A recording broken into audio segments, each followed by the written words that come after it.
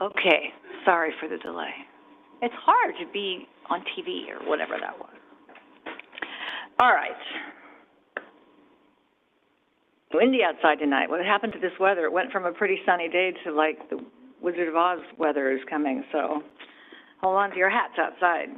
Welcome to the Clovis City Council meeting. Appreciate that you all took the time to be here tonight. I will call this meeting to order, welcoming those who are joining online and here in the chambers. And our flag salute will be led by Councilmember Pierce.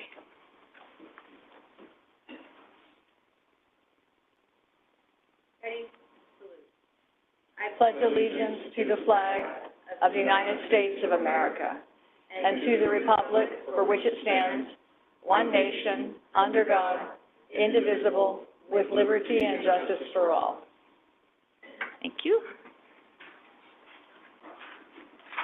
Will the clerk call the roll, please? Councilmember Baskell. Here. Councilmember Bessinger. Here. Councilmember Monutwa. Here. Councilmember Pierce. Here. And Mayor Ashbeck. I'm here. We have a proclamation tonight, but we are waiting for your executive director, yes? Would you like us to wait like 5 minutes? Yes? So we're just going to go down a little bit farther, and then when she arrives, we'll bring you back up. Is that okay? All right. I suspect Henry just ran outside to find her is what I'm thinking happened, but when they come back in, we will go back to that item. So we'll start with, Henry, is there a sign of your executive director yet? Okay, we're going to leave the item and come back to it when she arrives. Is that okay? Okay.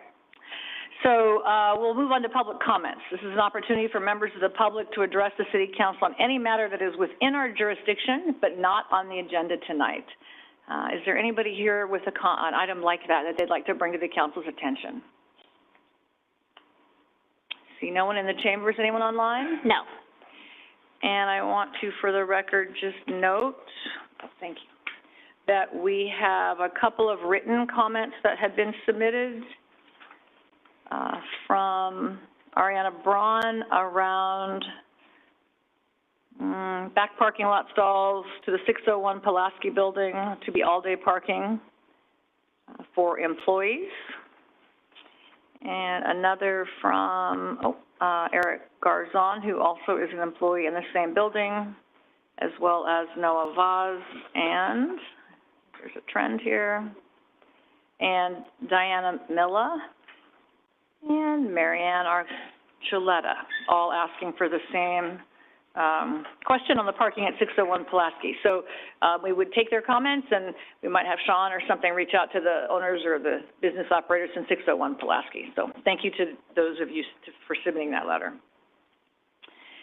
Ordinances and resolutions. With respect to the approval, the reading of the title shall be deemed a motion to waive a reading of the complete resolution or ordinance, and unless there's a request by a council member that the resolution or ordinance be read in full, further reading of the resolution or ordinance shall be deemed waived by unanimous consent. Next up is the consent calendar. These items are routine in nature and they're acted upon with one vote. Anyone on the council wanting to pull any of the items 2 through 7 on the consent calendar? I just had a question on number 3. All right, so we'll take number 3 off the consent calendar. Anyone else? Anyone in the public wanting to move any items off consent? Anyone online? No. All right, so I'll entertain a motion for the consent calendars 2, 4, 5, 6, and 7. I move to approve the consent calendar with the exception of, is it number 3? 3? Is that what you said, Diane? Yes. All right. Second. There's a motion and a second. All those in favor signify by saying aye. Aye. Opposed? Motion carries. Item number 3 is approval, the award, the request for proposals, and approve the purchase of Cisco network hardware to Axeliant LLC. Total cost for the Cisco core network equipment and shipping is $128,395.45. Your question? I was just curious on the chart that listed the variety of bids that came in. The Excelliant one that is being recommended for approval is listed here at $128,000, almost $400. But then the largest one was for well over twice that, which was $312,810.49. I was just curious, since it's for hardware and shipping, if I could just understand what that huge variation was in the lowest and highest bid. Good evening, Mayor, members of the council. Typically, we do see that on hardware orders where some vendors or can apply special discounts above and beyond what a typical vendor would get. So if they're a gold partner, they would have a different tier discount versus like a bronze or silver partner. That's all I wanted to know. Thank you very much. Any other questions for staff on this item? Anyone in the public wanting to comment on this item? I'll bring it back and entertain a motion for item number 3. Motion to approve item number 3. I'll second it. There's a motion and a second. Other discussion? All those in favor signify by saying aye. Aye. Opposed? Motion carries. I'm reluctant to move to public comments or public hearings because the first one is really long and maybe the timing is perfect. Huh? 2 more minutes? Oh. All right, let's see. Is there something else we could do that could take 2 minutes? How about, do I have this prerogative to move these around? Yeah. I just don't want to start a public hearing if we have 2 minutes. That would be horrible. Let us move to council items, the number 12, if you all would allow that, and that's to consider the approval submitting a letter in support of Senate Bill 14 from Senator Shannon Grove to include human trafficking in the list of crimes defined as serious and violent under California law. And I think, Vaughn, you actually requested this. John, do you want to comment on it?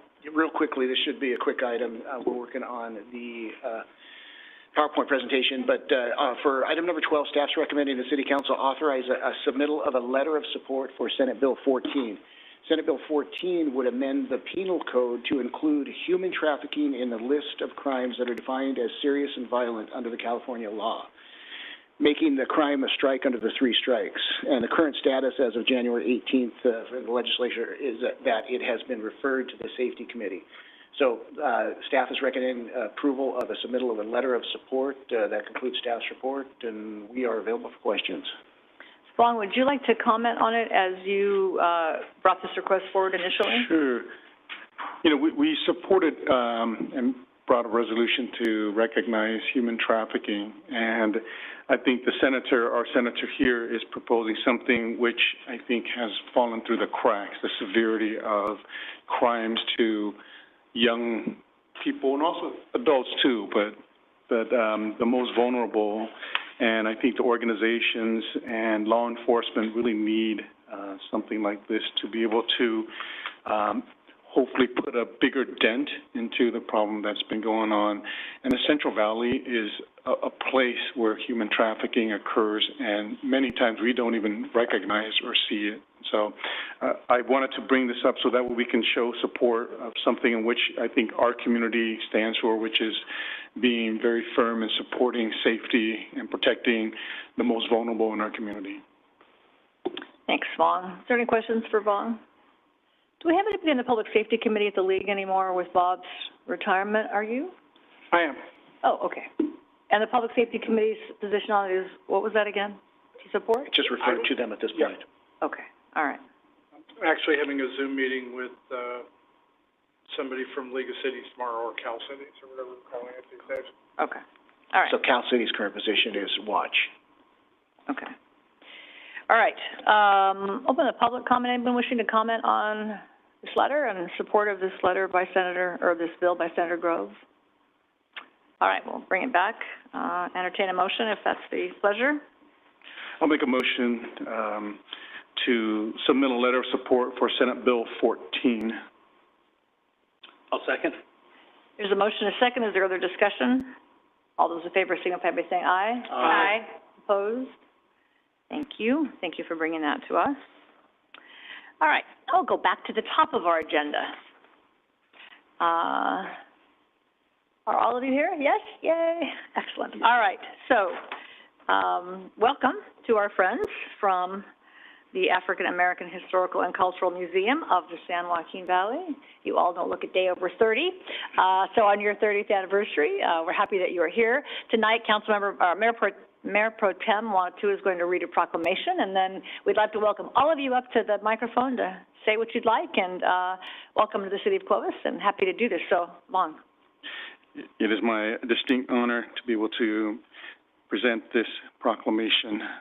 It is recognizing the African American Historical and Cultural Museum of the San Joaquin Valley, whereas African Americans' contributions to the success and development of the San Joaquin Valley are profound and documented at the African American Historical and Cultural Museum of the San Joaquin Valley. And whereas established by Jack Albert Gilbert, Frank Kelly, and Rosa L. Conley in 1993, the African American Historical and Cultural Museum of the San Joaquin Valley is celebrating its 30th year as the longest nonprofit educational facility of its kind. And whereas the African American Historical and Cultural Museum has spent the past 30 years documenting the excellence of Black men, women, and children who are leaders in all aspects of life, including government, art, medicine, law, education, and so many more industries, challenging the stereotypes of what it means to be African American in the United States. And whereas the museum's mission to celebrate and promote the richness of African American history and culture in the Central Valley tells a story of resistance right here at home and a continued journey to equality, equity, and inclusion. And whereas the city of Clovis is proud to celebrate Black History today and every day in support of Black-led organizations and leaders whom we thank for their countless contributions to our neighborhoods, cities, and nation. Now, therefore, be it proclaimed that the city of Clovis and the Clovis City Council, on behalf of the citizens of Clovis, does recognize the African American Historical and Cultural Museum of the San Joaquin Valley in celebrating its 30th anniversary. And in witness thereof, it is signed by our Mayor, Lynn Ashbeck, on this 21st day of February 2023.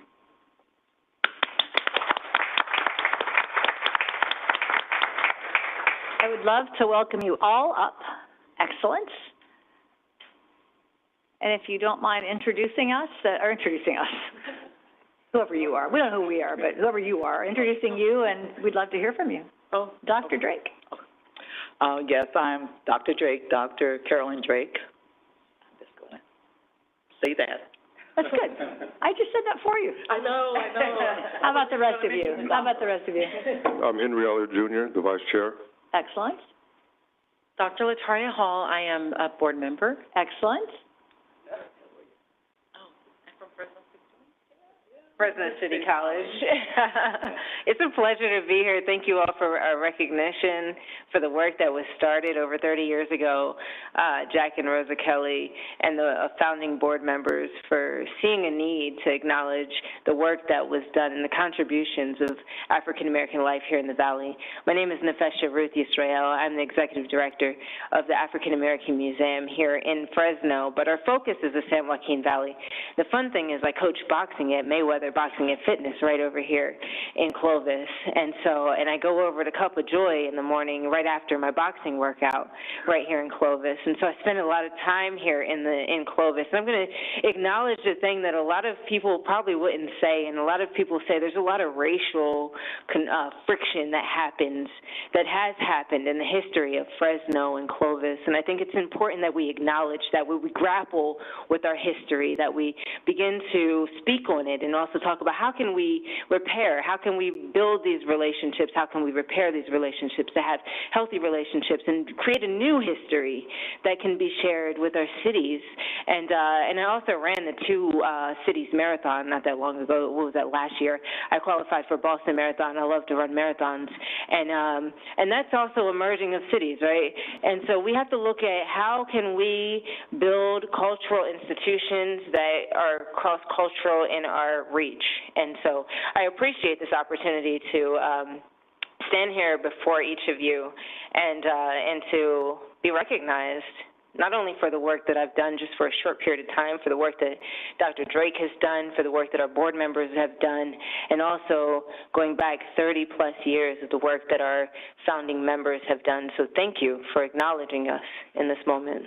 You are welcome. We appreciate the work that you've done. Can you just give us a little update on the status of the museum, open? Oh, yes. So we're right now open. We're open for visits by appointment only. And the sole reason of that is that we are building our infrastructure back up. We're building our community back up. We're building our support and our staff back up. And so I'm one of the main people that are there every day. And so if you want to come visit the museum, you call or email, and I will be the one responding to you. Well, it's great to see that it's, something happened to the lights, so I think that's what's Just to give you a heads up. That's all right. I believe that we lost our power, so we're probably running on generator right now. The great. live meeting is still up. Okay. It's just the computers. Okay. Anyway, we appreciate you, doing that work in the Valley, because it is an important story to tell. And it was wonderful when it got started. I can remember all those years people talking about it, and then, it took a moment during COVID and all kinds of other reasons. So, it's good to see the next generation of leaders kind of breathing life back into that work, because I know the folks that started it was a long, long struggle and journey for those folks. So, absolutely. well done. Welcome back. We're happy to have you in the city of Clovis, and thank you for coming here to allow us to present you this proclamation. Thank you. We'd love to hand this to you. I make the standard joke that you can put on your Christmas card, but I'm just kidding about that. So come forward, please, so we can shake your hands.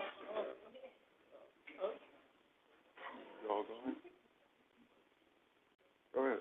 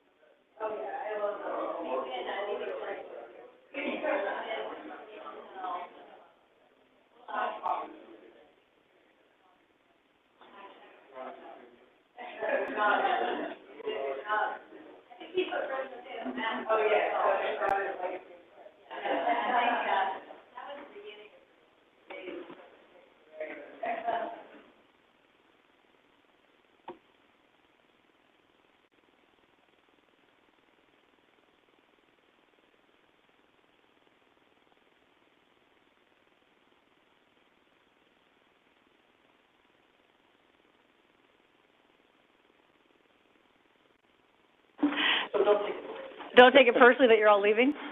I won't. While the lights are still on. Yeah, you should go while you can still see your way out. Thank you for being here. Mayor, can I say something? Of course, yeah. Hold on, wait, don't go quite yet. Wait, go ahead.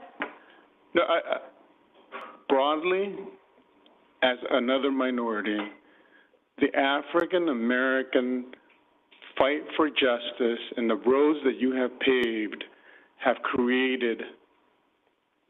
paved the roads for all of us who are other minorities to be able to enjoy what Dr. King has done, whether it's in education. So please keep it up, keep doing what you're doing. It's important work because many of us look to you and get, whatever you are doing that is working, that is helping the nation to unite even more.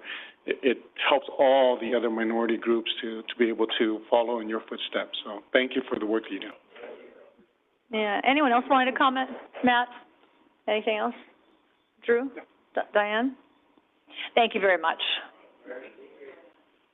I was just going to say, maybe in your future plans, there could be a mobile display from your, Okay, well, we'll find your spot. Thank you all. Thank you so much. All right.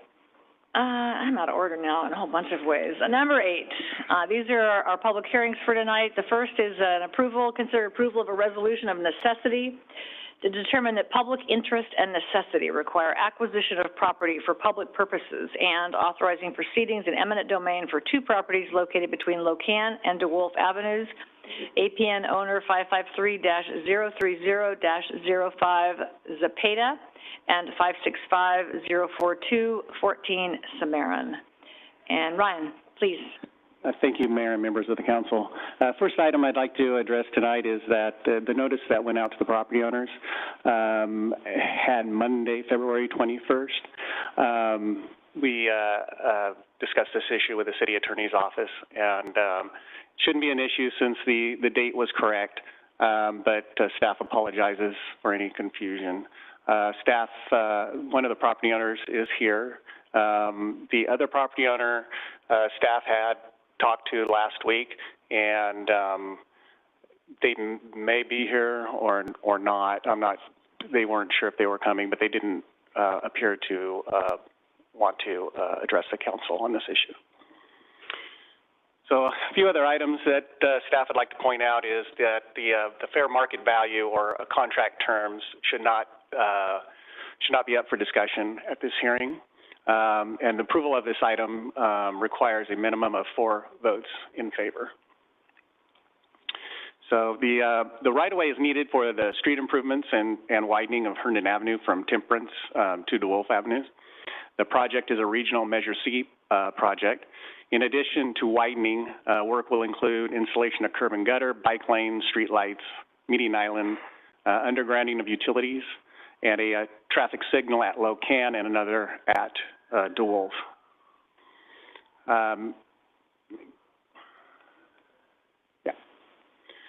So what you see on this exhibit is the right-of-way project for this project.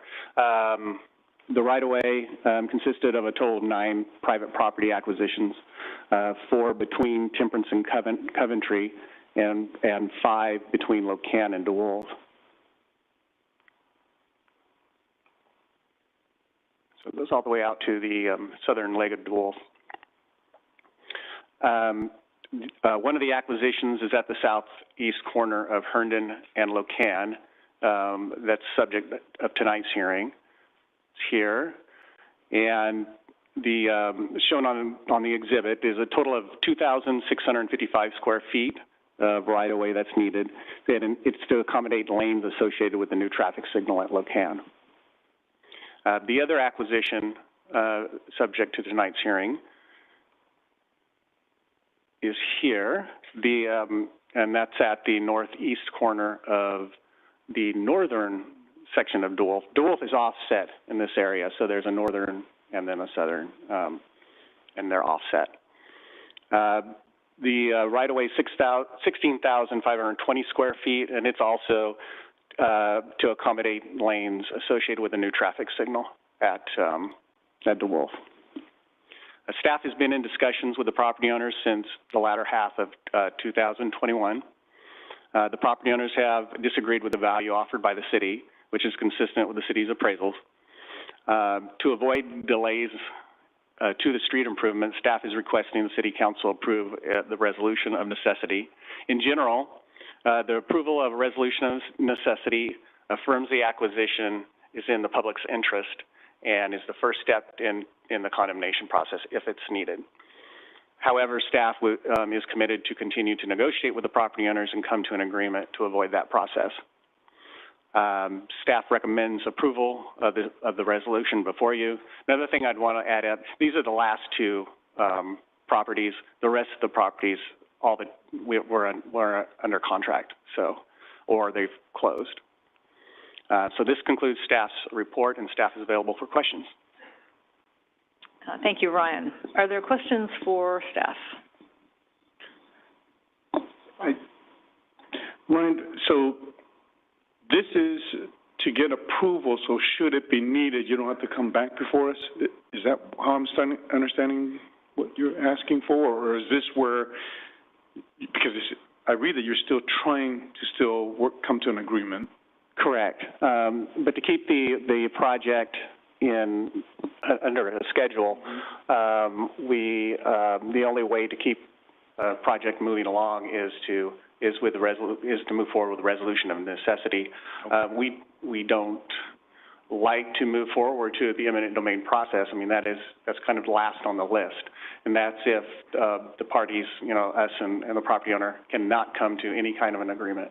Okay. But typically we do settle these. So. And what is the time frame, because it's Measure C, So is there a time frame in which we have to use or complete within a certain time because of it, or not really? What's the time constraint you're talking about? Well, the project is actually ready to go. The plans are complete. What's delaying this project is these last two property acquisitions. So as soon as we get these resolved, we can go out to bid on the project. And how far are we from coming to, is it very far price? There's no opposition to the acquisitions that I understand. It's just price. So, how far are we from that? Both property owners have expressed a need to get a second appraisal, which is their right. They can do that. We just need to keep the process moving, and make sure that they get those in a timely manner, so we can move forward. Matt? So, just confirming, there has been no second appraisal done on the properties at all? And, well, that's one of the reasons why we're here tonight, because we have not seen a second appraisal from either property owner. It's been over a year. When was the original appraisal done? We just updated them here about a month ago. The original appraisal was done in 2021. The most recent appraisal was done in 2021 or just a month ago? We just updated it and actually updated our offer to the property owners, yes. Question? Right. For the city attorney, are we permitted to ask money issues, like how far are we monetarily, or are we prohibited from that because it's a negotiation process? You're not legally prohibited, but it's not one of the required findings for the resolution tonight. Okay. So I would suggest we don't get into details about the offer and acceptance and whatnot. As Ryan did mention, though, we're still committed. Staff does a good job of continuing with dialogue with property owners, even when we get to a point where we have a resolution of necessity adopted. As you all know, this is a pretty rare step in the city of Clovis to get to this point. We try for over a year or longer sometimes to negotiate with property owners. But as Ryan indicated, in order to initiate an eminent domain complaint, a resolution of necessity must be approved by the city council. So this is a required step in order to initiate that complaint. If we don't initiate that complaint, then the project could be further delayed. I don't know who would answer this from staff. In the event that we were to approve this action tonight, and the property owners go to find a second appraisal, does our action adversely affect the value of their property? In other words, if there was no eminent domain taken on it, would their property potentially be worth more in the next appraisal, or would the fact that an appraiser goes, well, the city's already said they're going to eminent domain it, so it's not going to be worth more? I guess, and it's a hypothetical question, but I think it's a reasonable, that's what I would ask if it was my property. Does this hurt my future ability to get a better appraisal if the city takes this action tonight? Not that I'm aware of. Okay, thank you. You know what percentage of, I guess this is the PETA residents, what percentage, and it looks small, but do you know what the percentage of land of their entire piece that we're actually taking if we were to do this action? It's just a small piece. I don't know off the top of my head of what the percentage is. I realize it was kind of it does look like a small piece, but that's easy for me to say because it's not my property. 2,600? Yeah, I saw the measurements I don't wrap my brain around those things. You'd have to know how many square foot the whole piece of property was. I have no other questions. Thank you. Anyone else? I had one other question. Please. Can this project go out to bid without the taking action tonight?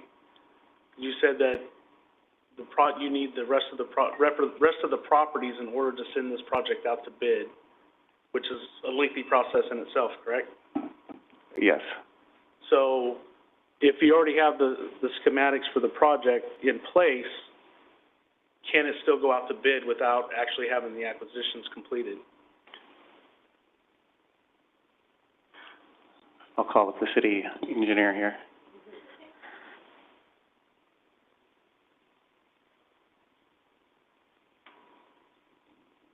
So we generally do not want to take the step of going out to bid without having the right-of-way secured. And with many of our funding sources, that's a requirement before we can go out to bid as well. I think in this particular project, there are utilities that need to be moved out of the way before we can move forward. I'm not sure if these two properties are included in that list. Are they? I'm not sure. Yeah. So if there are PG&E utilities to relocate, which I'm not sure if these two properties include those, we need to get those out of the way before we go out to bid as well, and we need the right-of-way clear before PG&E is going to make a move on moving their facilities. So yes, we do need the right-of-way before we can move forward with the project. Go ahead. Go ahead. Scott, this is the first step, so what are the other subsequent steps should this be approved? And so what's next? Yes, so as I mentioned, in order to file the complaint in eminent domain, so the city would actually be the plaintiff. We file the case against the property owners are the defendants. We have to have a resolution of necessity. That's one of the required steps. We can't file a complaint without the resolution of necessity. Adoption of the resolution of necessity tonight does not take away either side's ability to continue to negotiate. It doesn't establish the value that the city is going to pay for the property. We may be required to pay more than what the appraised value is. They still have a right to get a second appraisal. It doesn't put the defendants, the property owners, in a position where they're defenseless against the action. They can still, they could still even argue the right to take. They could still even argue that the project isn't designed in a manner, that it is in the best public interest, that, the city could perhaps redesign the project to avoid their property. Those arguments could still be made, as well as they could still get an appraisal, still come forward in the case and say, hey, it's worth X number of dollars more than what the city has already offered. But it is the initial step so that we can file the complaint and initiate the action. One of the next steps, I guess, could be there's a mechanism in the eminent domain law that allows the agency, the city here, to go out to ask the judge, the court, for a right of possession so that we can go, typically what we do is we deposit the funds that the city has appraised for the appraised value. We deposit that money with the court or with the state, either one. Those funds are available to the property owner. The property owner can then withdraw that money and use that money while still arguing that he or she is entitled to more. And then if we do that, which we always do, we always deposit the funds, the city can then ask the court, hey, we have a project timeline that we need to meet. We're asking the judge to give us a right of what we call prejudgment possession. So the judge can actually say, okay, while we continue to, argue over the value of the property, if the property owner is not opposing the right to take, then the court can order that the city is entitled to have possession. So in that case, we could continue with the project while the case is still pending and we're fighting over money in essence. And are we planning to move pretty quickly? Should it be approved tonight? Or what's the timeline? So that way we understand sort of we're approving it, next week we're filing the complaint, or no, we're still 2-3 months out, but we have this ready because we're still going to negotiate. So well, we're hopeful to move forward as quickly as we can. Okay. I think our original plans that we were going to be out to bid for construction last summer, so we're coming around on another summer with the plans ready to go. So this is the ideal time right now. We can go out to bid as late as the end of the summer if we need to. But yeah, we are ready to go out and get this project finished. And Mike, can you or either of you, when did we initiate? When did we plan to use? I just learned right now we plan to have been at bid last summer, so we're almost a year behind.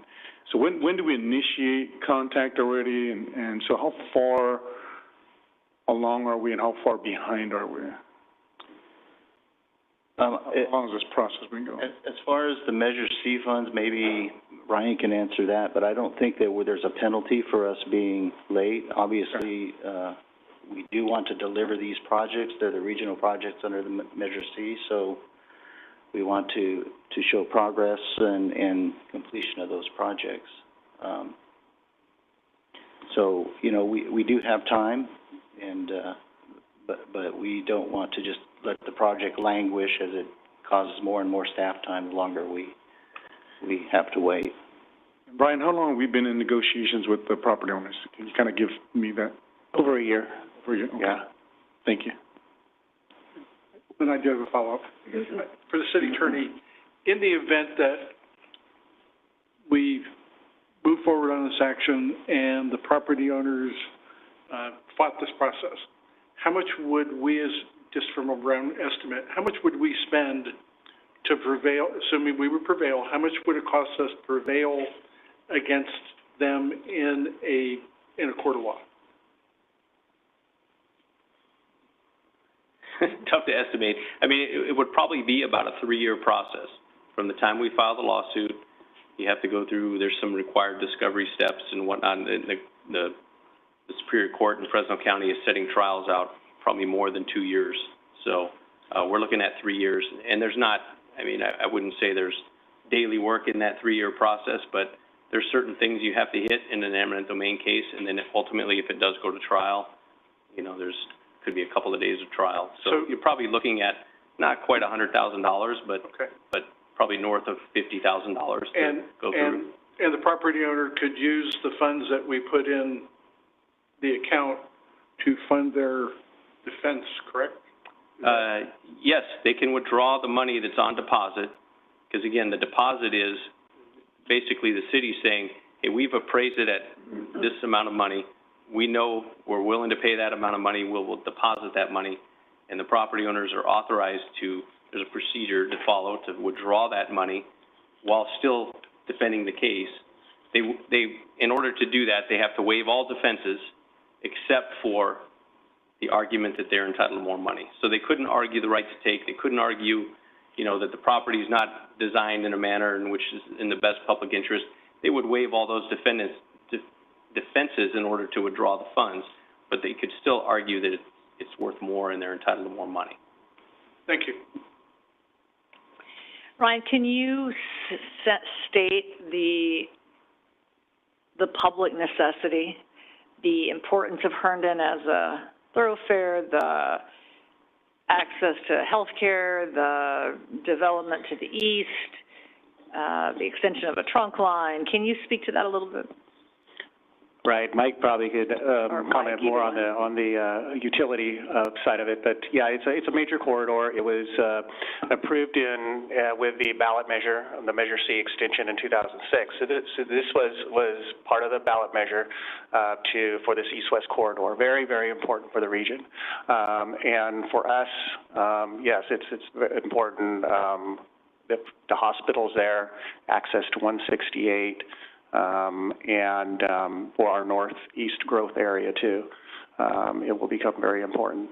But it's also currently it's a very busy road, and this will help increase the safety of that road. I think it's just important to get those on the record, because I do think east-west travel in this county is treacherous at best, but anything we can do to improve that as we stretch out from east to west, I think is really an important element. I didn't realize it was in the 2006 measure. So that was important in 2006 in the measure, and it's now 2023. So it's 17 years more important than it was when it was approved in the original measure. That was helpful. Thank you so much. All right, seeing no other council questions except one. Ryan, explain to me again the photo with Locan Avenue in Herndon, that strip. Why we needed that again, and why not the other side, or can you kind of help explain why that strip is page? So actually, and I wish I had the overlay of the actual improvements, but it would make more sense. This piece, there is also, I don't know if this has no, I can't point it out, but The property right there along, Herndon Avenue, right on the corner, is right-of-way that was part of the canal, originally. And it's been deeded over to Fresno County. So if you go out, this right-of-way that we're acquiring from the Zepeda property goes all the way up to the corner, and it's to accommodate a right turn lane there'll be a left turn lane and a right turn lane going northbound. So, for that traffic signal, so that's what it's for. So the west side of it, we can't do it by taking some from the west side too, then? The way the future is being laid out, is that why? Well, so that way it can go back here so you can kind of take a look. So that's what we're acquiring from that property also. So we are acquiring quite a bit of property from that. Okay. And then my last question, Mayor, is where's the county in all this, since this is still in the county? Are they not part of us in this, or are we bearing the full responsibility because perhaps our Measure C funds? Well, the county is definitely our partner, and they're cooperating and participating with us in getting the project together. It is funded by Measure C, so that's where the money is coming from, and it's 80% Measure C, 20% from our developer fees. The county, we've had to go to the county twice for the right-of-way. So once we got approval to acquire the right-of-way east of Locan, because it is in the county, and then we went back with a request to do eminent domain on these two parcels from the county, and so it's all approved to the Board of Supervisors also. Okay, thank you. They don't do a resolution of necessity, but they approve us to move forward with a resolution of necessity. Excellent, thank you. Thanks, Long.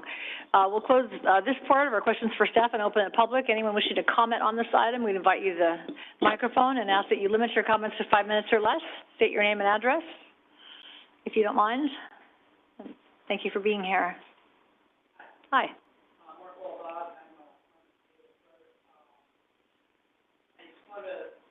We're going to, hold on, give us 1 second to turn on your mic. Thank you. Hi, thanks. My name is Mark Waldaz. I am Carmen Zepeda's brother. I've been helping her with this project. I just want to point out we've never not tried to help the city. We never told them that we were opposed against it, and we never said no right off the bat. We've never asked monetarily from things for them also. Originally, we were just asking because as he was talking about the easement that was there for the canal, our first proposal for them wasn't financial. They offered us money. We didn't want any money. We just wanted the easement released after they took whatever they needed. We said, hey, that's okay. You guys can have it. We're here for the city. We'll help you out, whatever you need. Can you just please release the easement that is on there after you're done with what you need? We never got a definitive no on that. We were always told that they were going to ask somebody what they needed to do. We had a couple of appointments that we did with them. We came and saw with them, and they were trying to point the direction of how much is it going to take, this is what we got. They told us that they did an appraisal, but they never gave us a copy of the appraisal. They just gave us a letter of what it came out to be. So we never got an actual appraisal from them either. Later on, we kept getting emails. We said, hey, you know what? We dealt with one person. We'd like to deal with this lady that we were talking to. She disappeared from when we were discussing with, and then I think that gentleman got involved, and then I think they had somebody else getting involved, and everybody started calling us. It was like 3 or 4 different people trying to pressure us. Hey, you know what? We made an offer to you, and I kept explaining to them, we don't want money. We just wanted an easement released. And then finally, we got another proposal that, hey, we did another offer, we did another appraisal, and now the property's worth so-and-so, we'll give you this. And at that point, I talked to my sister. My sister's all like, look, they're not going to release the easement. Go ahead and tell them that we'll take this. So I made an offer to them back in January, and we never got an answer back from it. I emailed them again. Hey, you know what, I sent you guys an offer. Are you guys, so we never got a no from what we proposed to them. And we never got a no from the first proposal. So now they want eminent domain, but we never got told no. So we're trying to figure out what's going on here, you know? So we've asked for two different things, and the last email that he sent me back, he said that they were looking into it, that we'll get back with you, but if you still want to take the amount that they had offered us, that we're willing to give you that, and we'll just close the matter so we don't have to go to the meeting. So it's not like we ever got a no, and it's not like we originally were asking for money. So this is not a financial situation, and then it became a financial situation because they wanted eminent domain. So my sister's just like, well, they're not going to do what we asked them, so you might as well see what we can get, you know, and so, but they've never told us no, by the way. So that's all we have to say about this. Thank you, and appreciate that you're just trying to do the right thing, so thank you. Thank you for that. All right, any questions for Mr. Albaz, is your last name? Aldaz. Questions? I don't want to get into a negotiation here. Probably that's not what we want to do. I don't know, staff, if you heard anything in that conversation. I mean, it sounds like I don't know what releasing the easement actually means, or if that's something, I'm not quite sure what that means. So maybe you could just explain what that means in this context. Yeah, so the area east of Locan there, that area there. That area, as I said earlier, was right-of-way that was left over when they relocated the Enterprise Canal. It was owned by the Fresno Irrigation District. The county, in recent times, the last couple of years, has got FID to transfer ownership to them. So the Fresno County owns that property there. And Fresno County is working with us to dedicate the additional street right-of-way that's needed. My discussions with staff is that there is an intent to property left over is to abandon it back to adjacent property owners, but that's not something that we have control over. So the easement is a county easement adjacent to your property versus the city easement, which again is not your worry, except you're stuck in the middle of this conversation. Okay. All right. So, staff, is there anything you heard tonight that would we want to take a pause on this and try to settle this? Because I feel like we're right there, and they want to. I mean, I don't know. Is your still recommendation based on their comments to still move forward with this action tonight? Well, staff would recommend moving forward, although staff will sit back down with the Zetas and negotiate. And, you know, in my 13 years of doing this, we've had a handful of resolution of necessities, but we have not had a full-blown eminent domain trial, and rarely does that happen. So, you know, we want to work things out. I guess that's my point. So can you identify the single point of contact for the family so that they don't have to talk to 4 people? Would it be you? It would be me at this point, yes. So at least that will give you a single point of contact with the city. I think it is really important. I've done this for 20-some years, and I can think of fewer than 5 times we've ever done eminent domain. It's really not. Because we want to get to an agreement. It's not, I mean, I don't want to say it's not that complicated, but we both want the same thing, so we should be able to get to an agreement. So, thank you for raising the questions. Have you met Ryan? Okay, so Ryan, we'll promise to call you back, right here in front of all of us. Didn't you say that? Yes. And we'll try to make sure that you can at least get some answers to the questions that you ask. And continue to negotiate, and I feel pretty confident that we'll reach some agreement. Your easement question might be more complicated since it's the county's action, is what I'm kind of getting from them. So, anyway. And then we can provide them with the appraisal and other things that they would like, that they've asked for. Okay. All right. Thank you for your being here tonight, and thanks for your comments. Yeah. Anyone else wishing to comment on this item? Anyone online wishing to comment? No. All right. We'll close the public portion and bring it back to the council for your discussion.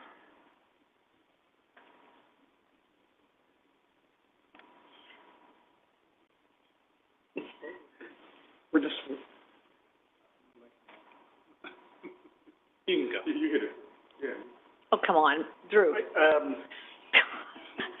I would like to continue this until March the 6th. I think that we're close. When people criticize government, eminent domain is probably one of the number one things, because it's heavy-handed, and we don't want, like Lynn said, we don't do this very often. It's the first time I can remember since coming on the council in 2017 that we've eminently domained a piece of property. I'm reluctant to do it. And I could be wrong, but I'm hearing that we're fairly close. Maybe there's been some miscommunication. It is, if it goes long-term, it is going to cost us some money.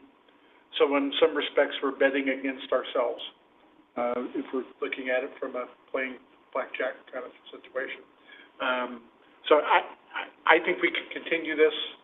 On March 6th, unless I hear something differently, on March 6th, I think I could vote yes on it, but I'd like to give it just a little bit more time, but I'll defer to the other members on their opinion. Matt? I would agree with what Councilmember Bessinger's saying, in that I think there was enough questions brought up to at least have the two sides sit down further and answer those questions, whatever they may be, to resolve the situation, because, like you're saying, to go to the next step of eminent domain when there seems to be questions out there seems, for me, it seems a little quick to do right now, even though it's been a year in process. But if they haven't received the appraisal, just a number, those are a lot of questions as a property owner, I think, that should be answered first. All right, other thoughts on that, or motion, or? No, I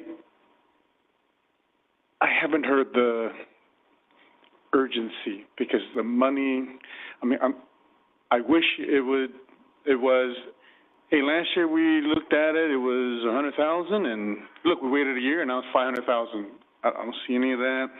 I know that we need the property, but I needed to hear more. And so because of that, I prefer that we, meaning the city, talk with the residents and work it out.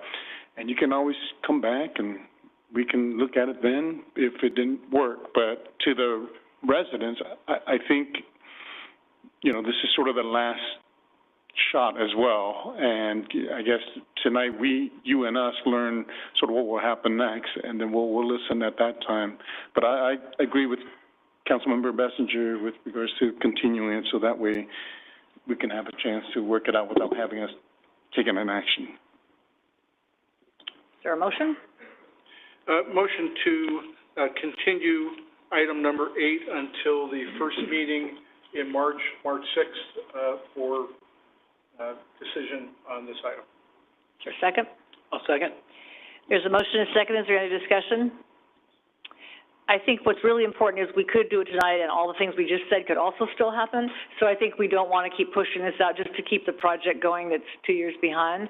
But I think, in fairness to your comments, I think you're a half an hour away from an agreement between the city of Clovis. I just don't hear it's going to take a long time. So I will. There's a motion and a second. Any discussion? All those in favor signify by saying aye to continue this item until March 6th. Aye. Opposed? All right, we'll see you back here on March 6th. Or not. Actually, we hope we don't see you back here on March 6th. That's what I really hope, for another reason. Yeah, you probably hope not too. Thank you so much for being here. All right. Item number 9 is considering an approval of a resolution of the City Council to make findings and tentatively approve petition for cancellation of land conservation contract number 6273 and authorizing the recordation of a certificate of tentative cancellation for property located near the southeast corner of Shaw and DeWolf Avenues. Precision Civil Engineering applicant, Frank and Georgia W. Sorrenti property owners. George Gonzalez is our senior planner. This is a night of kind of unusual land use actions. We don't typically do an eminent domain and a cancellation in the same, maybe like year, but anyway, go ahead. I agree. I asked Ryan to do this one too. He didn't want to. I know, we noticed he was like gone in 1 second. There he is. Go ahead, George. Thank you, Mayor, members of the council. Good evening. As indicated, this project the project location is near the southeast corner of Shaw and DeWolf Avenues. The project, the total acreage is just under 36 acres, as identified here in red on the screen. I want to just provide a brief description as to what the Williamson Act is. The California Land Conservation Act was enacted in 1965, and it did two primary things.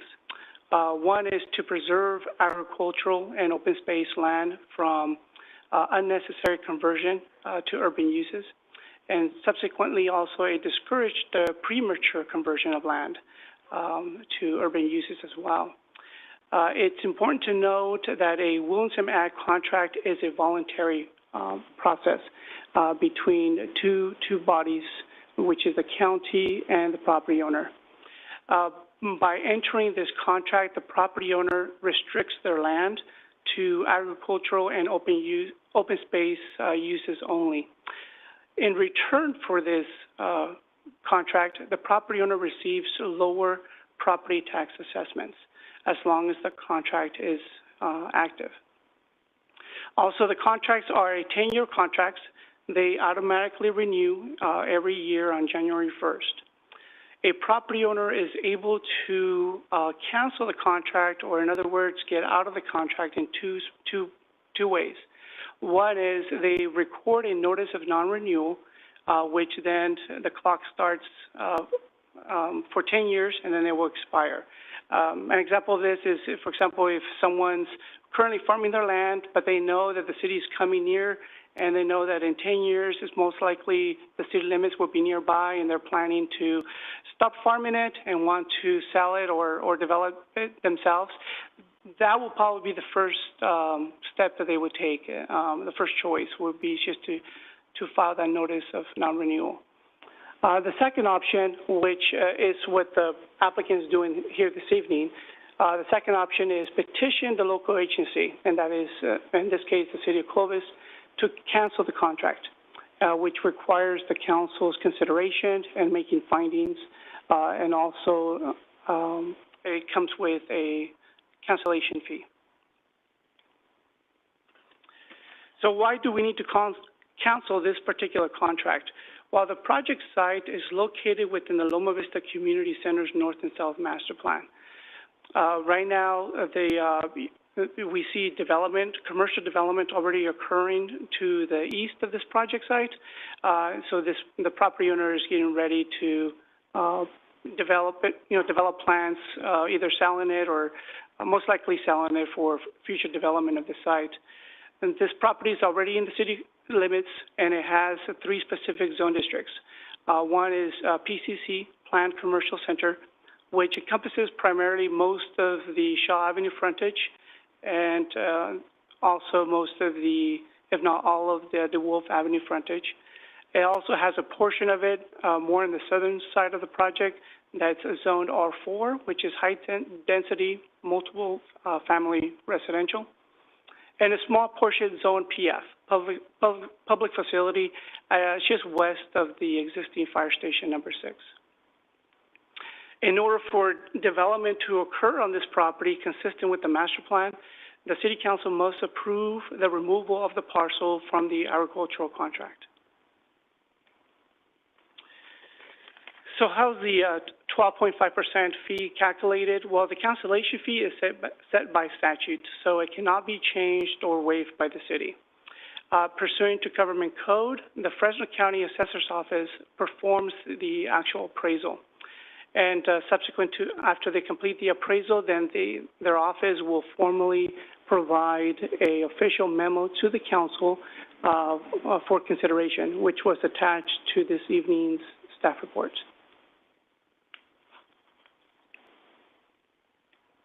So just to provide you just a brief breakdown as to what the cancellation process is, a property owner must first file a notice of non-renewal, which in this case we already did. And the next step is the City Council conducts a public hearing and making the specific findings required by the Williamson Act. And that's where we are tonight. And also, we are formally setting the cancellation fee equal to 12.5% of the land's current fair market value. So assuming that the council approves it this evening, then the next step will be to file or record a certificate of tentative cancellation. And this process here is critical because once that tentative cancellation gets recorded, the property owner has 1 year from that date to meet our conditions of approval for this project. And it's, the conditions are two. One of them is the property owner must pay the cancellation fee of the 12.5%. In addition to that, the owner needs to obtain the permits for the alternate land use, meaning the non-Williamson Act uses. After those two are met, then planning staff will prepare a certificate of cancellation for the mayor's signature, at which point then we will record it with the county recorder's office. And that would be the final step.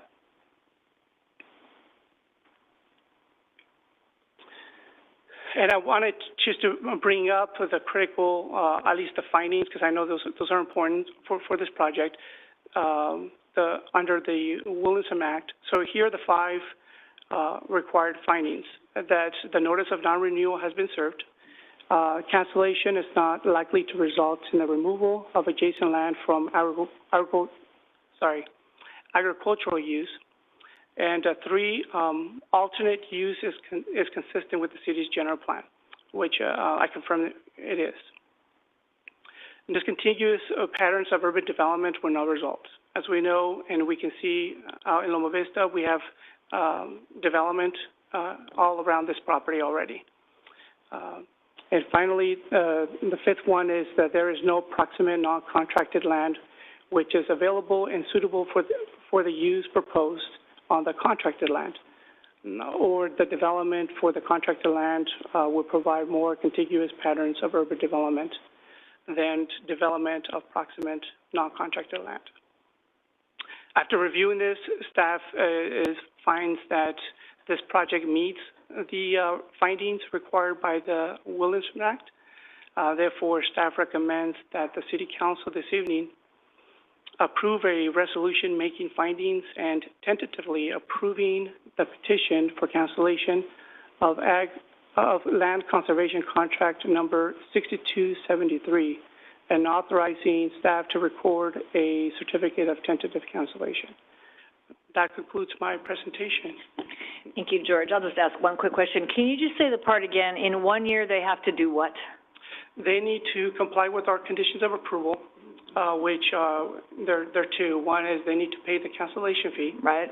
And the other one is to acquire the necessary permits for the alternate land use. So if rezoning or any other land use entitlement, is that what you're saying? Yes. Okay. And, okay. Yeah, and the land uses wise, so it's in the city, it's rezone consistent, so what primarily they will need to do is do a master site plan, planning entitlement with us. Okay, and this is not germane, except I'm just curious. Is there a development plan for this project? Is there, or for the property, is there an idea, is there a developer, is there a map, is there a something? As of right now, we do have, the plan for this area is the master plan. So that's, we don't have anything more specific than our own master plan? Right. Okay. Right. Okay. And I know that, and the, property owners engineers online too, Precision Engineering. Okay.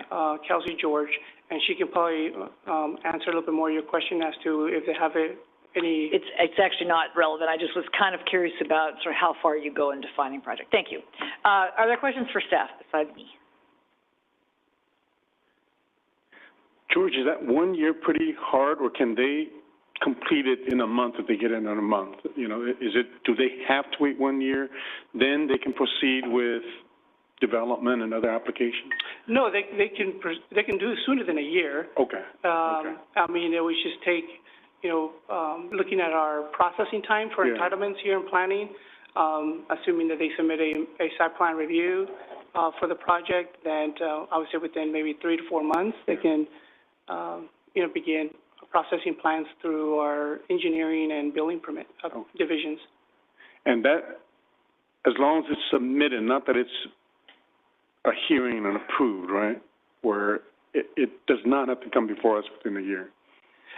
The improvements that they're submitting. They need to have approved entitlements. Okay. With planning. Now, they can, work with engineering and building for the plan checking, because that may take a little longer, to finalize, as long as they have approved entitlements through planning. And what happens if within a year they don't complete one or two steps? Does it revert back and they have to start all over, or is there an extension? Do they can request an extension? How is that? Per the county assessor's office, if they don't complete it within a year, they have to come out and reassess the property again. Okay. And provide, and I would need to come back to the council again for your approval for that new, consideration again. Okay. All right. Thank you. Other questions for staff? Okay, we'll open the public portion. Anyone in the council chambers want to speak to this, request before us? Landowners typically come to this. I feel like we don't do them often enough to have a typical, but would you expect the landowner to be here tonight or no? I did not expect the landowner to be here, but the engineer, yes, online. All right. Anyone wishing to speak to this? Is the engineer online? She is, but I don't think she has anything to say at this point unless you have questions specific to the project. Her name is Kelsey? Yes. Kelsey, can you hear me? This is Lynn Ashbeck.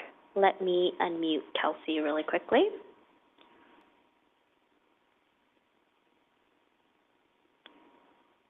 Kelsey, you've been unmuted. Can you test your mic?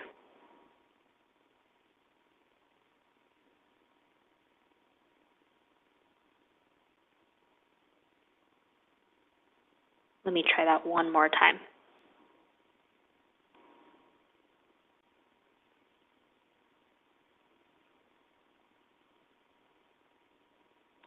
Kelsey, we're not hearing anything on our end. It might be your audio microphone connection. Okay, well, it would be nice to have on the record that she was in support of the agreement, but we do have a letter from her, so. All right, thank you. All right, so one person online with no audio and no one in the chambers. We'll bring it back to the council for a motion or discussion. Actually, in a reverse order would be preferred.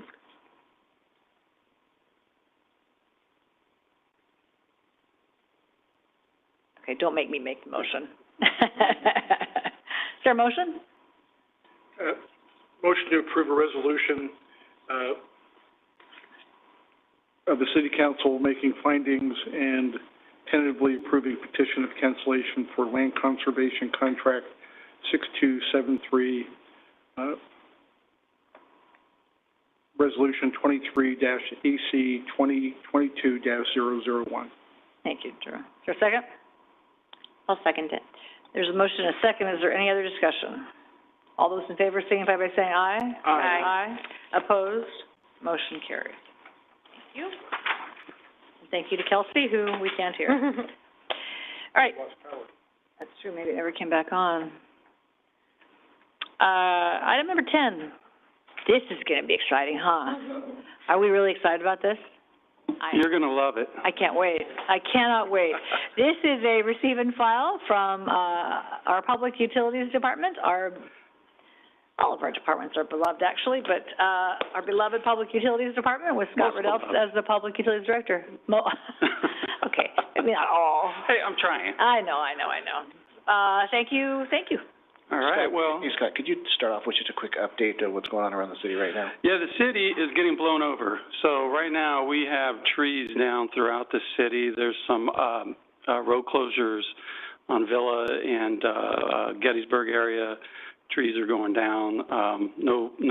Nobody's hurt at this point, as far as we know, but our crews are out there trying to pick up these trees and get them out of the way as quick as possible, and I know that's havoc right now, so. Well, thank you for the update. Glad we're inside here, and thank you to your team. They're always out there. It's been a very busy winter so far. Yeah, so Yeah. They're not unsung, but they are out in the dark of night and Sunday mornings and every other time. So thank them for us, tell them to be safe, and we'll hope that it's supposed to snow tomorrow. Is that right? Is that possible? Yeah. I heard hope supposed to not. snow. We don't need it. We just want rain. Snow here on the valley floor. That's what I heard on the weather, and I'm sure the news is always right. If as long as it's just a light little dusting, okay, just not enough to get in the trees and cause all the branches to break. Oh, gosh, all right, well, we'll read that tomorrow. For tonight? Yeah. Good evening, Mayor and Council. So, this is the Public Utilities presentation. I would like to say thank you for the opportunity to tell you a little bit about public utilities and a little bit more in depth than the slides than what we usually do. So trying to take this opportunity to really showcase our department, showcase just what you say, like we're busy taking care of the city and really trying to get the job done. The biggest thing in the Public Utilities Department to start out with is our values. And if you look at those 6 values, those are what all of our team members and all of our personnel, our staff revolves around in public utilities. It is the buy-in, it's people really getting what we do, and it's employees really getting that, hey, Clovis is the best place to live, the best place you want to be, and they really give it their all in the process of maintaining and doing the things for the city of Clovis. So, I mean, these slides are going to have a lot of information on them because, hey, this is our shot to, really get some information across to you guys and hopefully see the diversity of things that we do out there. But we actually use the values in our evaluations of employees. So everything revolves around what we expect of ourselves. And one of the most important things up there you'll see, well, enjoying work. Enjoying work is extremely important. That's how we keep the morale up. That's how we keep people engaged in what they do. So the mission of the public utilities, as opposed to our values, is to provide for the well-being and enjoyment of the citizens of Clovis and businesses, and through the delivery of essential, dependable, and sustainable service. That's a great caption line, but what it really is we accomplish all the things to keep the city of Clovis running by our operational management. We do provide citywide maintenance.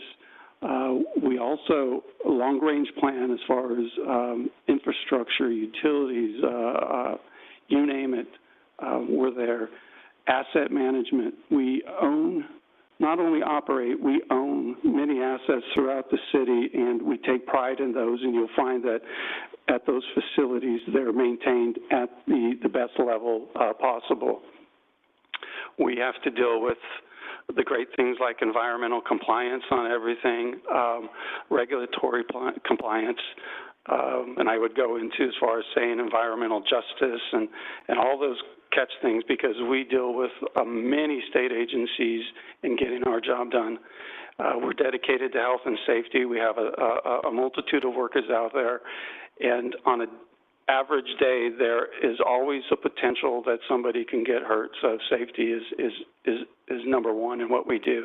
And then we try, with everything we do, to support all the city departments and all the city of what we can offer. We basically never say no. We'll figure out how to get it done, and we'll figure out how to help. And of course, the obvious things are we're managing our resources, water supply, wastewater, parks, street lighting, traffic signals, street maintenance, fleet maintenance, solid waste, and then what has been quite a wild ride this winter is storm drain maintenance. So out in public utilities, we do have 3 basically high-level assistants, and they're kind of the day-to-day operations, a couple of them, and then one is well, I would say they're all brains behind the department, but He's really, as the principal utilities engineer, the brains behind helping us accomplish our things. So we have Paul out there, Nicholas, and Glenn. And each one is responsible for a certain level of operations and maintenance. I would say that the important part is, though they are have their each specific divisions of what they oversee, we're not isolated in the way that we operate. So when you get down to the lower part of the screen, all those things taking place are everybody is participating in those, so that the ideas are free-flowing and we're accomplishing a lot with each other. I thought I'd throw this slide in so you can get an idea of how we're funded and our budget. We have a $94 million budget. That's a little old. It's actually closer to $100 million now. And I like saying that because it's a lot. And it's a big part of the city's budget, and we're responsible for that. We do have, if you look to the left-hand side of your screen, the enterprise, and for folks to know, the enterprises, of course, are the ratepayers.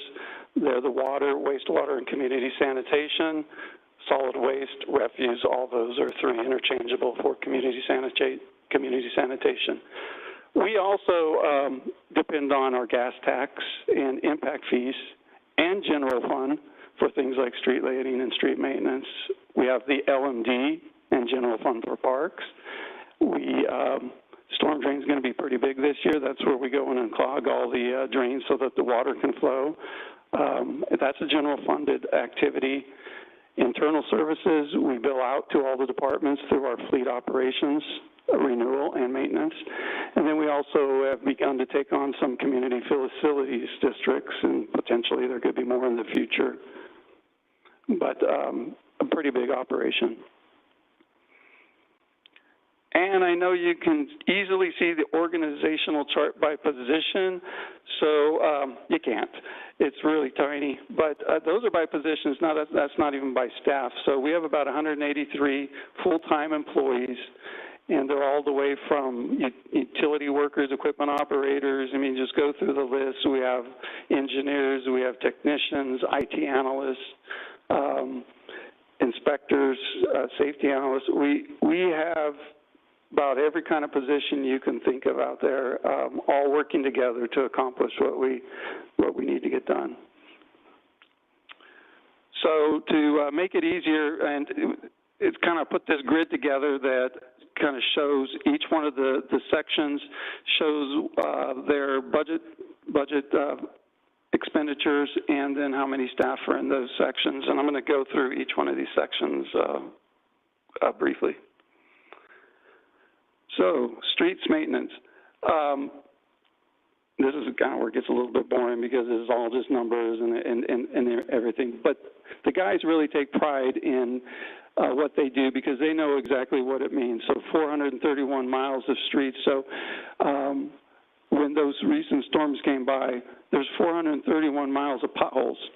And those guys are out there, and that's outside of our storm patrol crews that we have. So we have crews on callback all night going out and taking care of these things. And these atmospheric rain event, the potholes have been tremendously bad. So they're on them as fast as they can to get those filled in. That's beyond their normal pavement maintenance. They do concrete. And we have the signage and striping crews, and we are slowly getting rid of the green signs. And our street maintenance manager is Art Negretti. Make sure you thank him for getting rid of those green signs. Yeah, he's good. Now we move on to street lighting and traffic signals. There's not one manager over this. This kind of folds under our assistant director and a little bit under the principal utilities engineer. So we maintain 88 traffic signals, and as the city grows, that number is going to grow. We only currently maintain about 1,500 of the street lights. The PG&E owns and maintains the rest. As we go forward, that may be something we need to discuss where the city potentially goes through an eminent domain process with PG&E. That's why it's not fast, to take over all the streetlights. If we did that, it would be pretty big to our operations and maintenance to take that on. But we have we would expect a big savings in our PG&E rates. And if you don't know yet, PG&E intends on raising rates substantially this year in the neighborhood of 36%. We have a $2.4 million budget in street lighting. Most of that is to light the streets.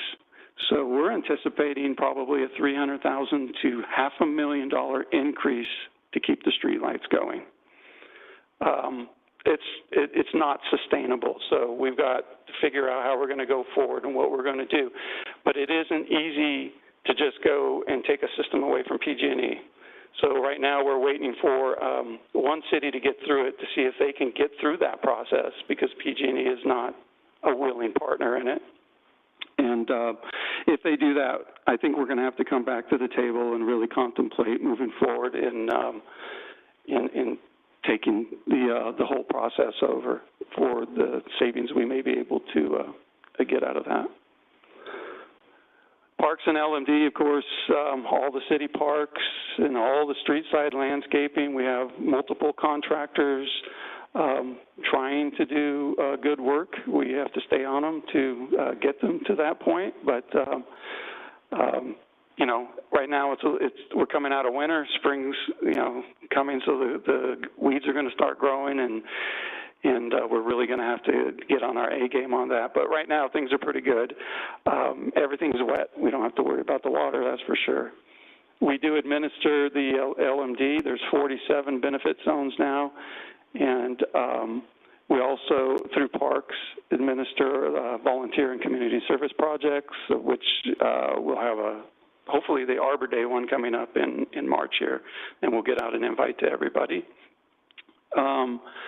And right now, our parks crews are out there getting trees out of the way and cutting them up, and they're, this wind is just pretty bad. Fleet maintenance, we maintain over 700 pieces of equipment. We maintain all the PD equipment, all the fire equipment, and then all the enterprise equipment, all the landfill equipment. So it's quite a job. And a big thing there is the burden, and I know Amy's going to come up after me and talk about the electrification of transit. Well, with Jim and our managers, our assistant directors are looking at, what are the consequences of electrification of the public utilities fleet. And you just don't go out and get an electric dozer or refuse vehicles. If you know any about electric vehicles, if you put any load on them, they don't last long. So hopefully it'll all work out, but I have my doubts. Community sanitation. So you're used to the refuse collection with the residential and commercial. We self-perform those. We do have contracts with Republic for recycling. And now we call it no longer green waste, we call it organics. That's the new state mandate. And so green waste bad, organics good, and everybody is moving to some sort of, not disposing of their organics improperly. And it's a nightmare for Yvette, SB 1383. Sweeping community cleanup, we're out there constantly with the sweepers. And the community cleanup, we actually do a pretty good job throughout the city 2 times a year. And we have our specials at $13.50, and that's probably something in the future we'll come back to council with a potential ordinance discussion of. And I know we did $13.50 to say, hey, we want to encourage non-illegal dumping. We want to discourage it by making it so cheap. But that was 20 years ago, $13.50.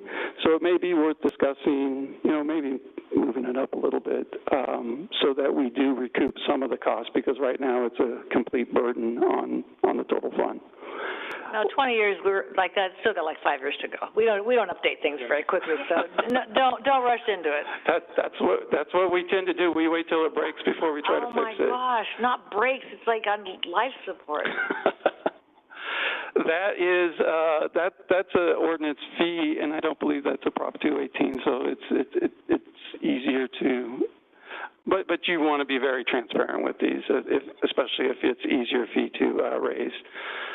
The landfill is, of course, if you didn't know, we own and operate our own landfill, and we expect that to last another 45 to 50 years, and with our effective and more efficient methods, we may get a few more years out of that.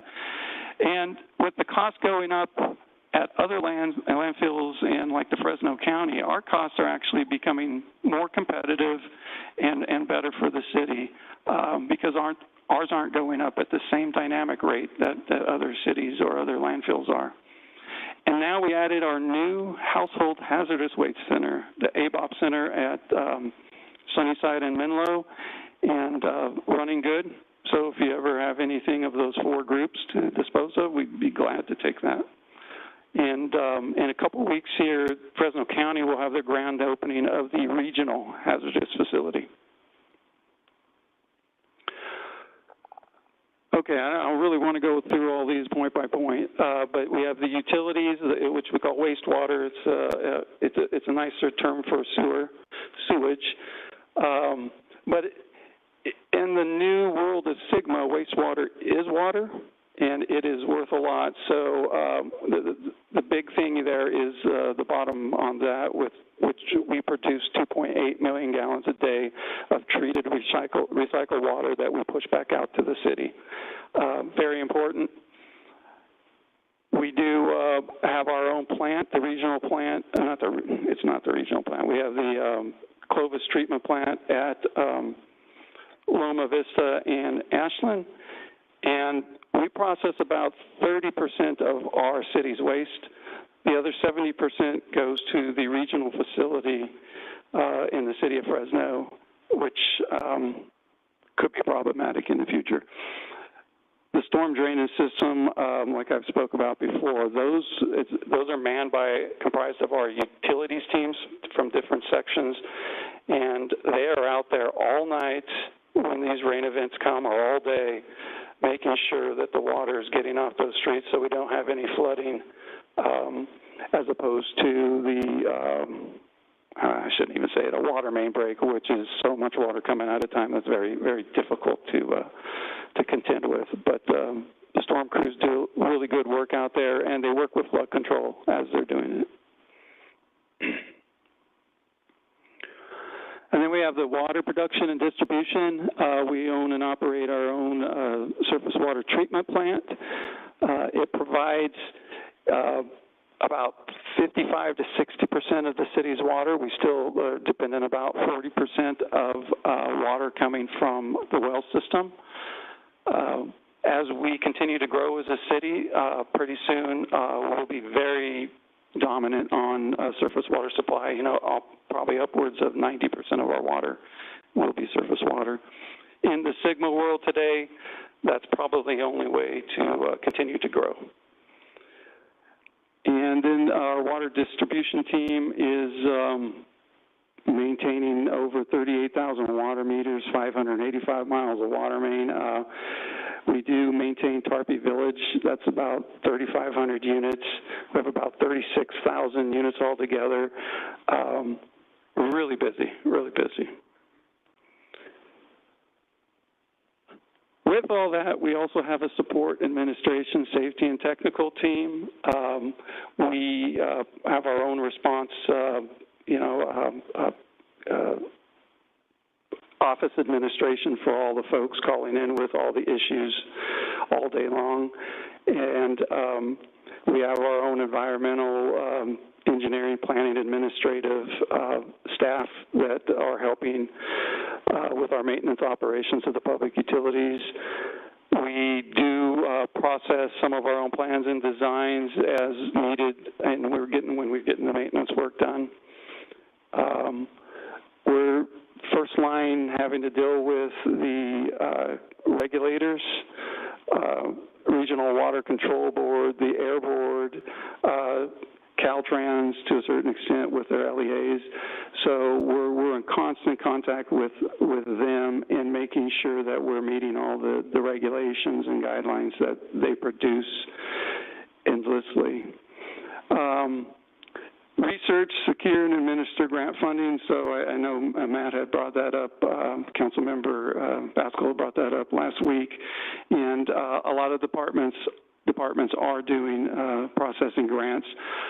Public utilities tends to get a lot of dedicated grants. That is, if we are doing SB 1383, our solid waste manager has been able to apply for through the paperwork and get the grant. It's not as competitive, but there are a lot of competitive grants that we'd like to look at for in the future. So getting close to the end here, challenges and opportunities, and I'd like every challenge could potentially have a silver lining, so we like to look at those as opportunities also. It changes the way we operate, but it also allows us to look to the future and rethink how we do things and provide different solutions to what was thought about in the past. So if we were to look at that, SGMA is probably the number one thing in our minds in the public utilities world. How do you get water? Where do you get water? How do we keep from overdrafting the aquifer? How do we not have any new wells come online? At the same time, we're dealing with all these new chemicals that we have to test for. PFAS is the new big one. But we're also dealing with TCP and DBCP in our system. And then how do we support the city growth to make sure that we can continue to provide reliable water supply and get the infrastructure in there for our current and future customers? The federal mandates are never-ending, increasing burden, and could put up a ton more of those, but where do you stop? And in another year or two, there will be a whole other set of mandates as they rethink how they want us to perform our activities. And each one is generally more stringent and more requiring than the previous one. Energy is going to be big as we look at electrification or all the power needed in energy to operate our facilities, street lighting. What are we going to do there? It's not sustainable right now, or at least the costs aren't, if they're going to increase by 30 or 40%. So we're going to look at potential alternatives to that. We have been, but I think as PG&E and the CPUC does what they're going to do, it's going to require us to think faster and more outside the box. Wastewater disposal and reclamation, I put reclaimed water there, use and ownership. That's a big one because we're in the process of maybe having to fight for some of our reclaimed water, and that is a water supply, one for one. It is so valuable. And then with our own facility, we're looking at, how can we get the expansion going and provide continued services and provide more reclaimed water. In the end, when our facility is completely built out, all the reclaimed water is spoken for. But I'm not sure if you know, a lot of folks are coming in as they look at developing, as they look at their own issues, and everybody wants reclaimed water. Well, there's not going to be any reclaimed water unspoken for in our full growth and full development. So one thing to potentially look for is can we expand our plant larger than what was planned so that we could get that benefit? And then to be truthful, even though they bring their own difficulty with them, is a satellite type facility, not necessarily a package plant. Package plant's bad generally for maintenance and operations, but a satellite facility, potentially we're reviewing what would be the opportunity to put one of those out and create additional reclaimed water and really anything in the future that, should our discussions not go as well as we want with, one of our partners for the regional plant, what we keep in our city is better for us than letting it out. Parks and trails, of course, applying the MTA to new areas of the trail and getting that so that we can have more usage out there that remove the barriers. We're working on those difficult areas. Happens to be Fowler to Sunnyside on the Enterprise Trail and Enterprise Canal. And then overall, just how do we keep a robust and sustainable city? And where are we in the planning for the future to keep the city a destination of choice? And then threw in this slide so you can see all of our crew. And this is an older picture. I didn't realize Luke was there somewhere in the middle. But I also threw a plug at the bottom in case you guys aren't busy in May 24th. If you'd like to come to our barbecue, it's, and I'll have more information out as we do the proclamation and whatnot, but getting way ahead of the game here. And I'm available for any questions. Thank you, Scott. I got to say, one of the things that I hear from all the departments as we go along, I feel like as we do our planning for the future, our need to be self-sufficient is growing exponentially more important, from roads to water to parks.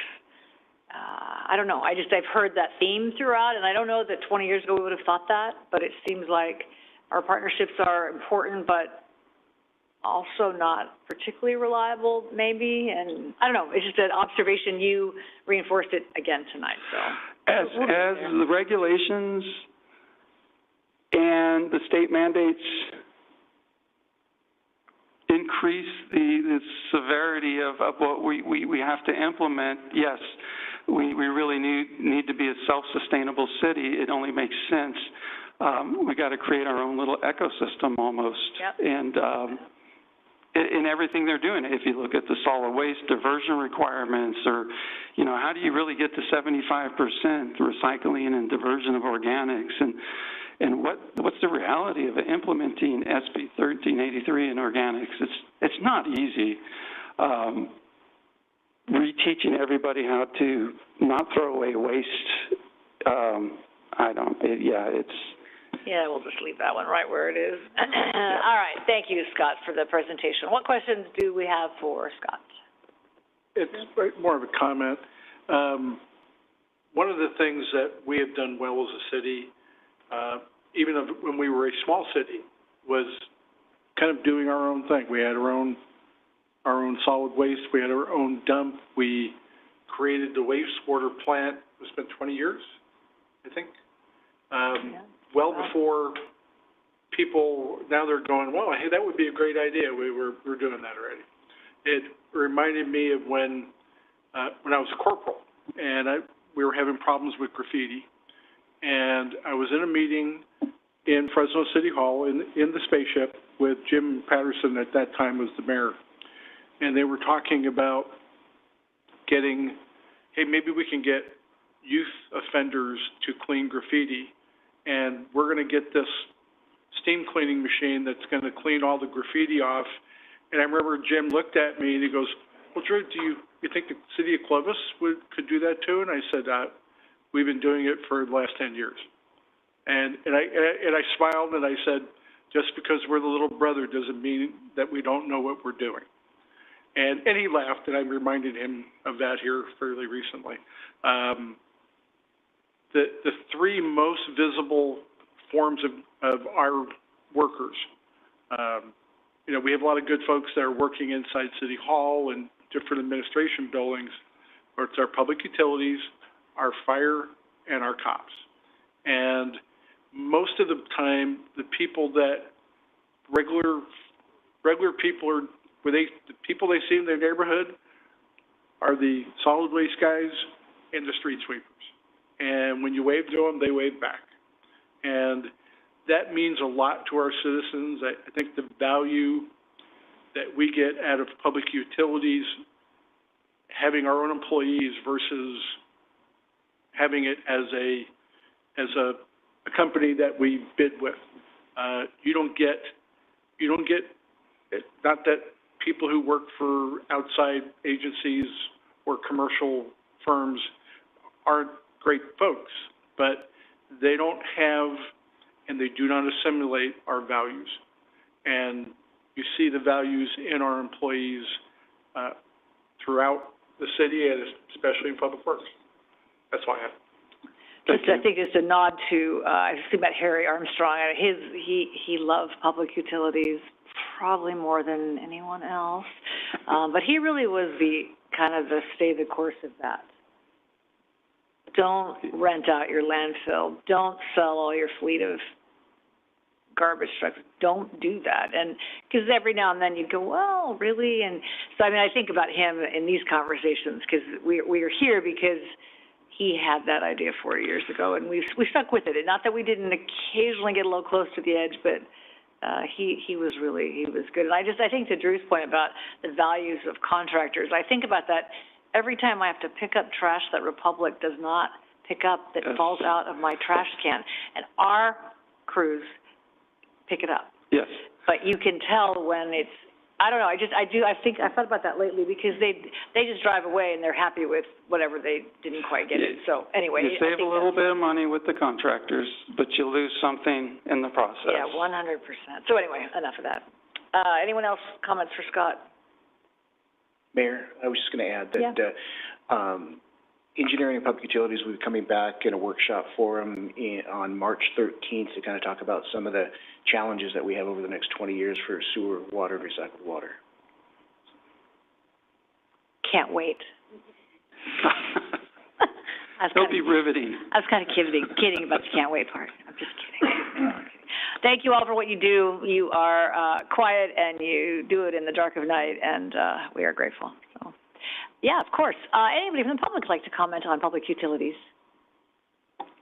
Yeah, I had a question. Well, first of all, I love my city, and I'm so grateful for all of you and the service that you give to all of us. And I've traveled the state over the last couple of years, and Clovis is just the best. So thank you.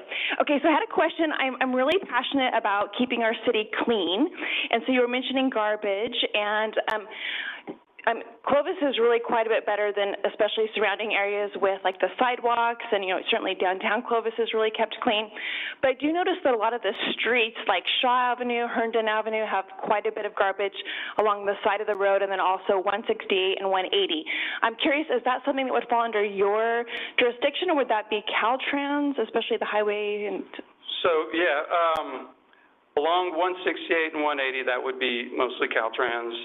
In fact, I'll call Caltrans. But if you're on Herndon, it just, you're talking through the city of Clovis and Shaw through the city of Clovis? Well, especially, like the areas you're looking at doing the work at Herndon and Locan, DeWolf, like that whole, all the way to McCall, just garbage on both sides of the street, lining.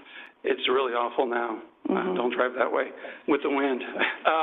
That's kind of like a county border. So, but yes, once the additional projects go in and we can create the concrete borders, the curb, then we can get our sweepers out there. So we don't sweep open side streets, generally speaking, because it doesn't work. The sweeper can't push up against anything to get the trash up, and we don't have enough resources to have crews out there with picking up trash like that.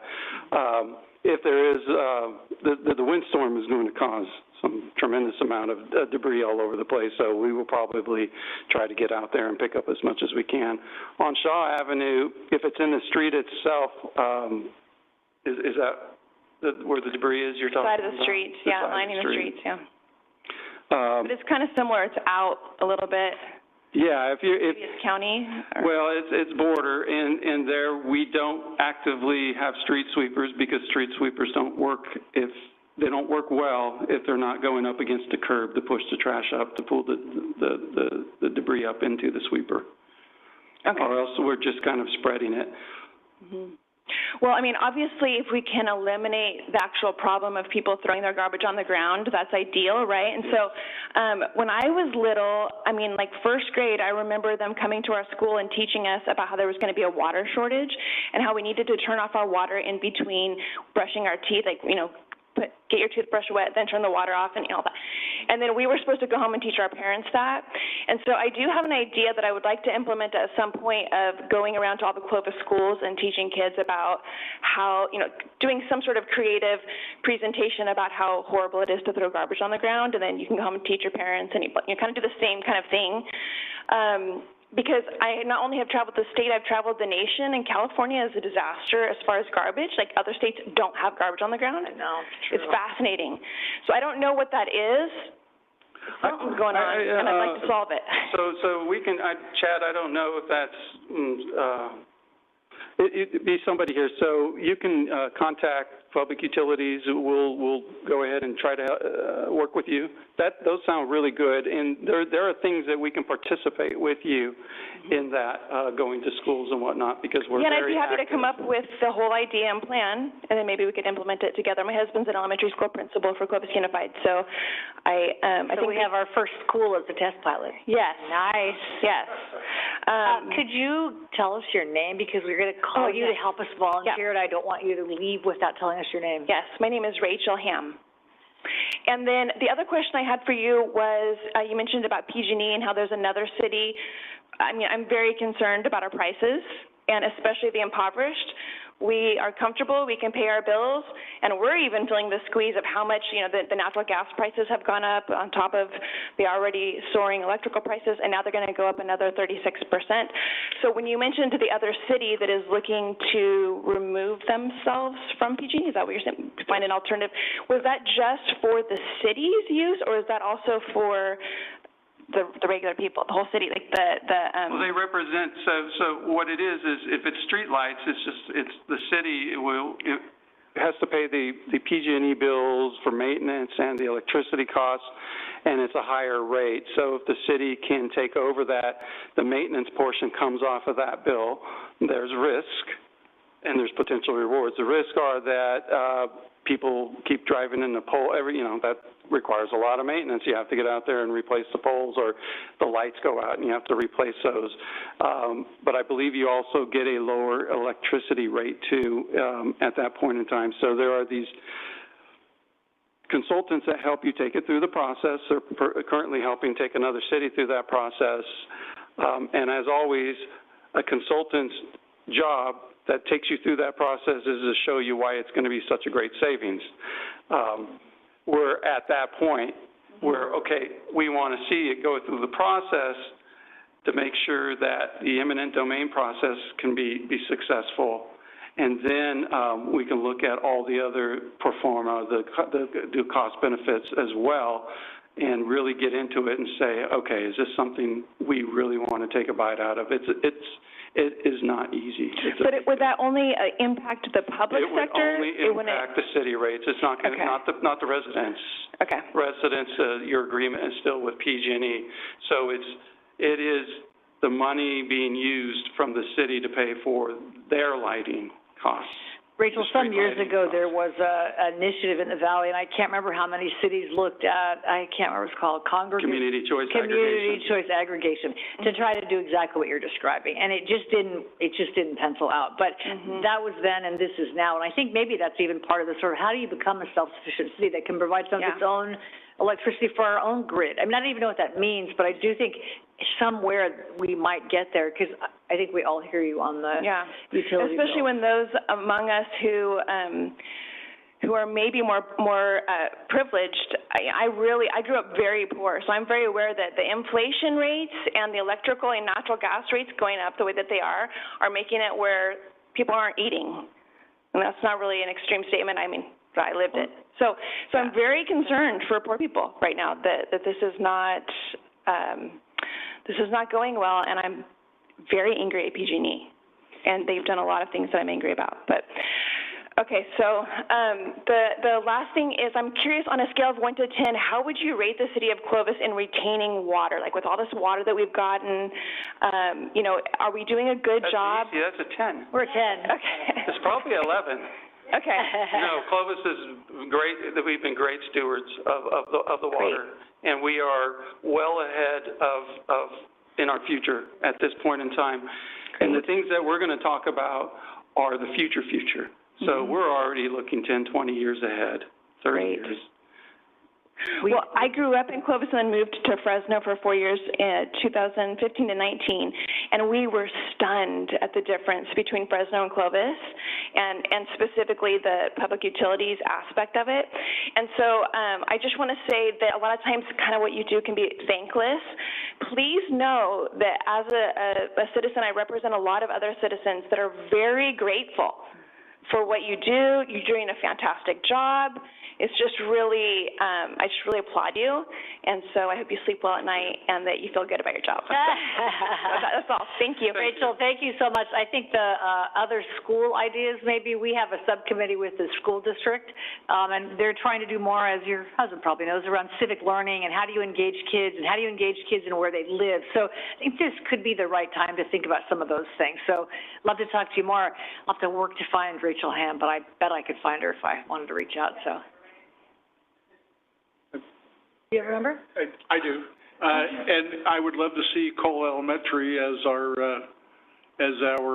Oh, nice, okay. as our school, because my granddaughters go there. My grandson will probably be going there fairly soon. Go Cole Bulldogs. So love your passion, love that you came, so thank you. So thank you for your contribution tonight. All right, so we'll find you. Apparently it won't be hard. Any other comments on public utilities? Yeah, so I'm actually a Fresno State student here on assignment. I thought it'd be fun to come tonight.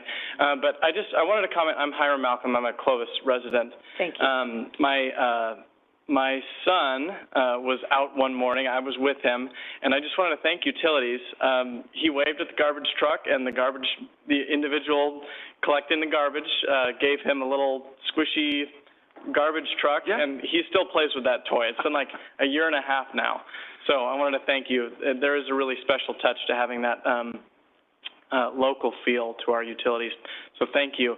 I wanted to ask, actually, on the topic of employment, are a lot of the employees employed by public utilities local Clovis residents? Where are we drawing our employees in that sector?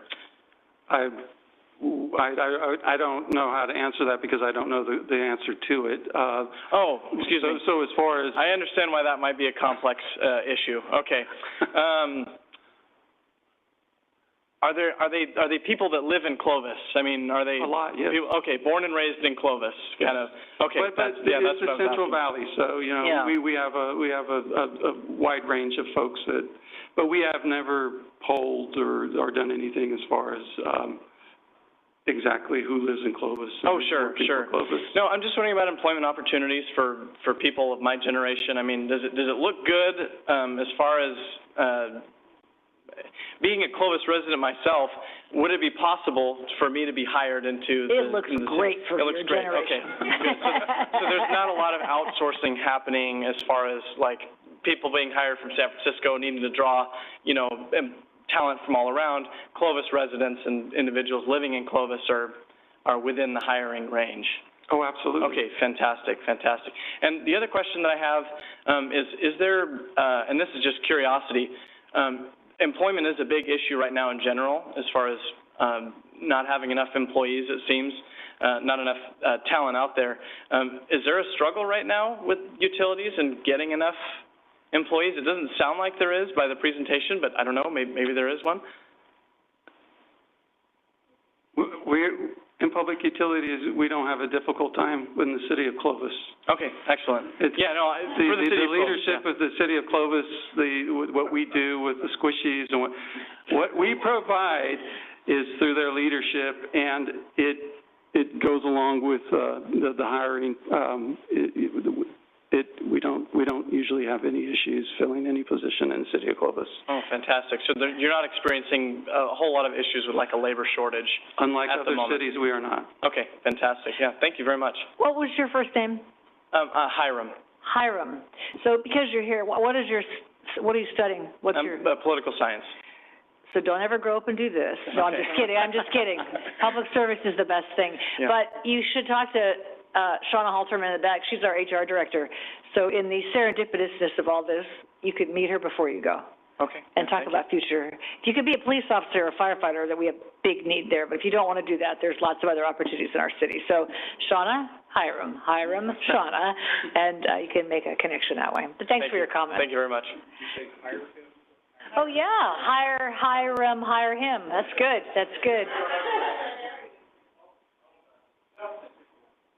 So I gotta say, I'm just so pleased, like, you've got all these fans of public utilities. What is happening?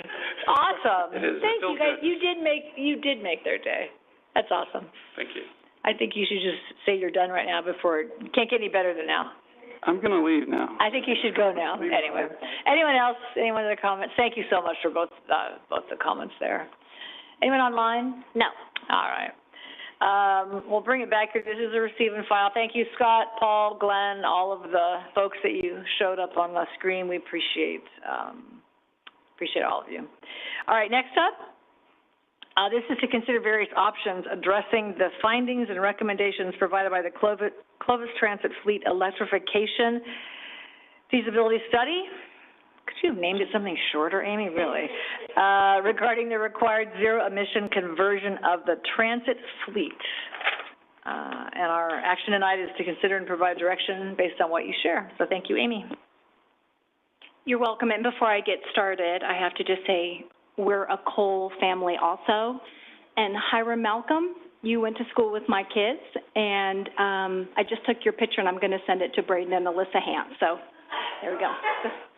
Yeah, good to see you. There's local hiring at work right here. She's local, it's all good. Yes, I don't know what kind of kid he is now, but he was a good kid at Cole Elementary, Shauna, just to let you know. Okay, you get to meet the HR director and you have a job reference. What else could you want here? And you made an assignment for school. That's 3, you're in good shape. All right, here we go. All right, so good evening, Madam Mayor and council members. I'm here tonight to talk about Clovis Transit's plan to convert our fleet to zero-emission vehicles. With me tonight is staff from our transit team and 2 of our consultants who worked on our fleet electrification study. Katrina Sutton, Technical Project Manager with CalSTART, is here in person, and Brian Lee, Lead Project Manager, is available via phone. That sounded old to say, but via the internet. They're available to answer any technical questions or provide additional information if you need it. Before we get into the results of this study and what will be our next steps, I'd like to provide a brief overview of Clovis Transit's operation and where we are today. So as you're probably aware, Clovis Transit provides 2 different styles of transit service. Our fixed route service is the stage line bus. That's the green bus that you see going around and around on circles. That's our current map.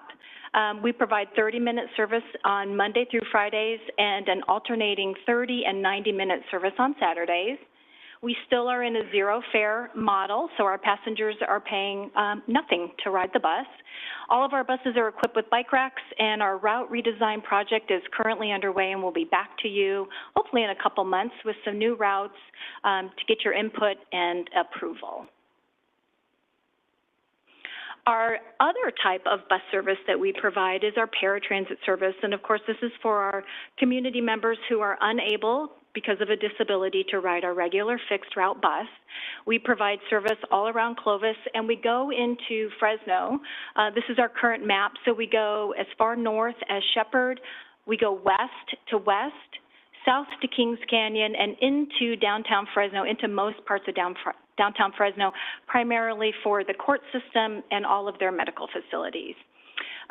This too is free to ride right now. Trips can be booked using our new smartphone app, which is becoming more and more popular. We do maintain our old school phone line, so if our passengers aren't comfortable using their smartphone, they can still just call us and book their ride. And our new smartphone or our new technology has allowed us to provide same-day service. This has been a goal of the Clovis Transit staff for many, many years. This is pretty extraordinary to provide. Not many systems can do this. We're not required to do it, but the efficiency found inside of our software has allowed us to do this. As long as a bus is available, it's going to be very much like Uber. They can just book their rides, and if there's a bus available, sometimes they have a 1-minute wait. We couldn't be more pleased with this technology that we put into place in August. And I wouldn't do my staff justice if I didn't brag about them a little bit. So that is an older picture too, just like Scott. This isn't an updated picture, but that's our Clovis Transit staff. Just to let you know, we currently have 79 employees. This includes full-time and part-time bus drivers, van drivers, lead drivers and trainers, bus washers, dispatchers, and administrative support personnel. The operation is managed by Transit Supervisor Bethany Berube and Management Analyst Nick Chin. Susanna Herrera is our Grants and Project Analyst. So we have a lot of people over in transit. How do we get our funding? We get funding from primarily the state through the Transit Development Act. We also receive an annual allocation of Measure C, and when we can, we apply for and are usually successful in getting Measure C grants. We also apply for and usually are pretty successful getting various project-specific grants, typically through Caltrans. Now, up until recently, Clovis Transit, we only received our funding through state and local, so through TDA and Measure C. Regularly, every 3 or 4 years, we would take a look to see what it would look like for the operation if we decided to take federal funding.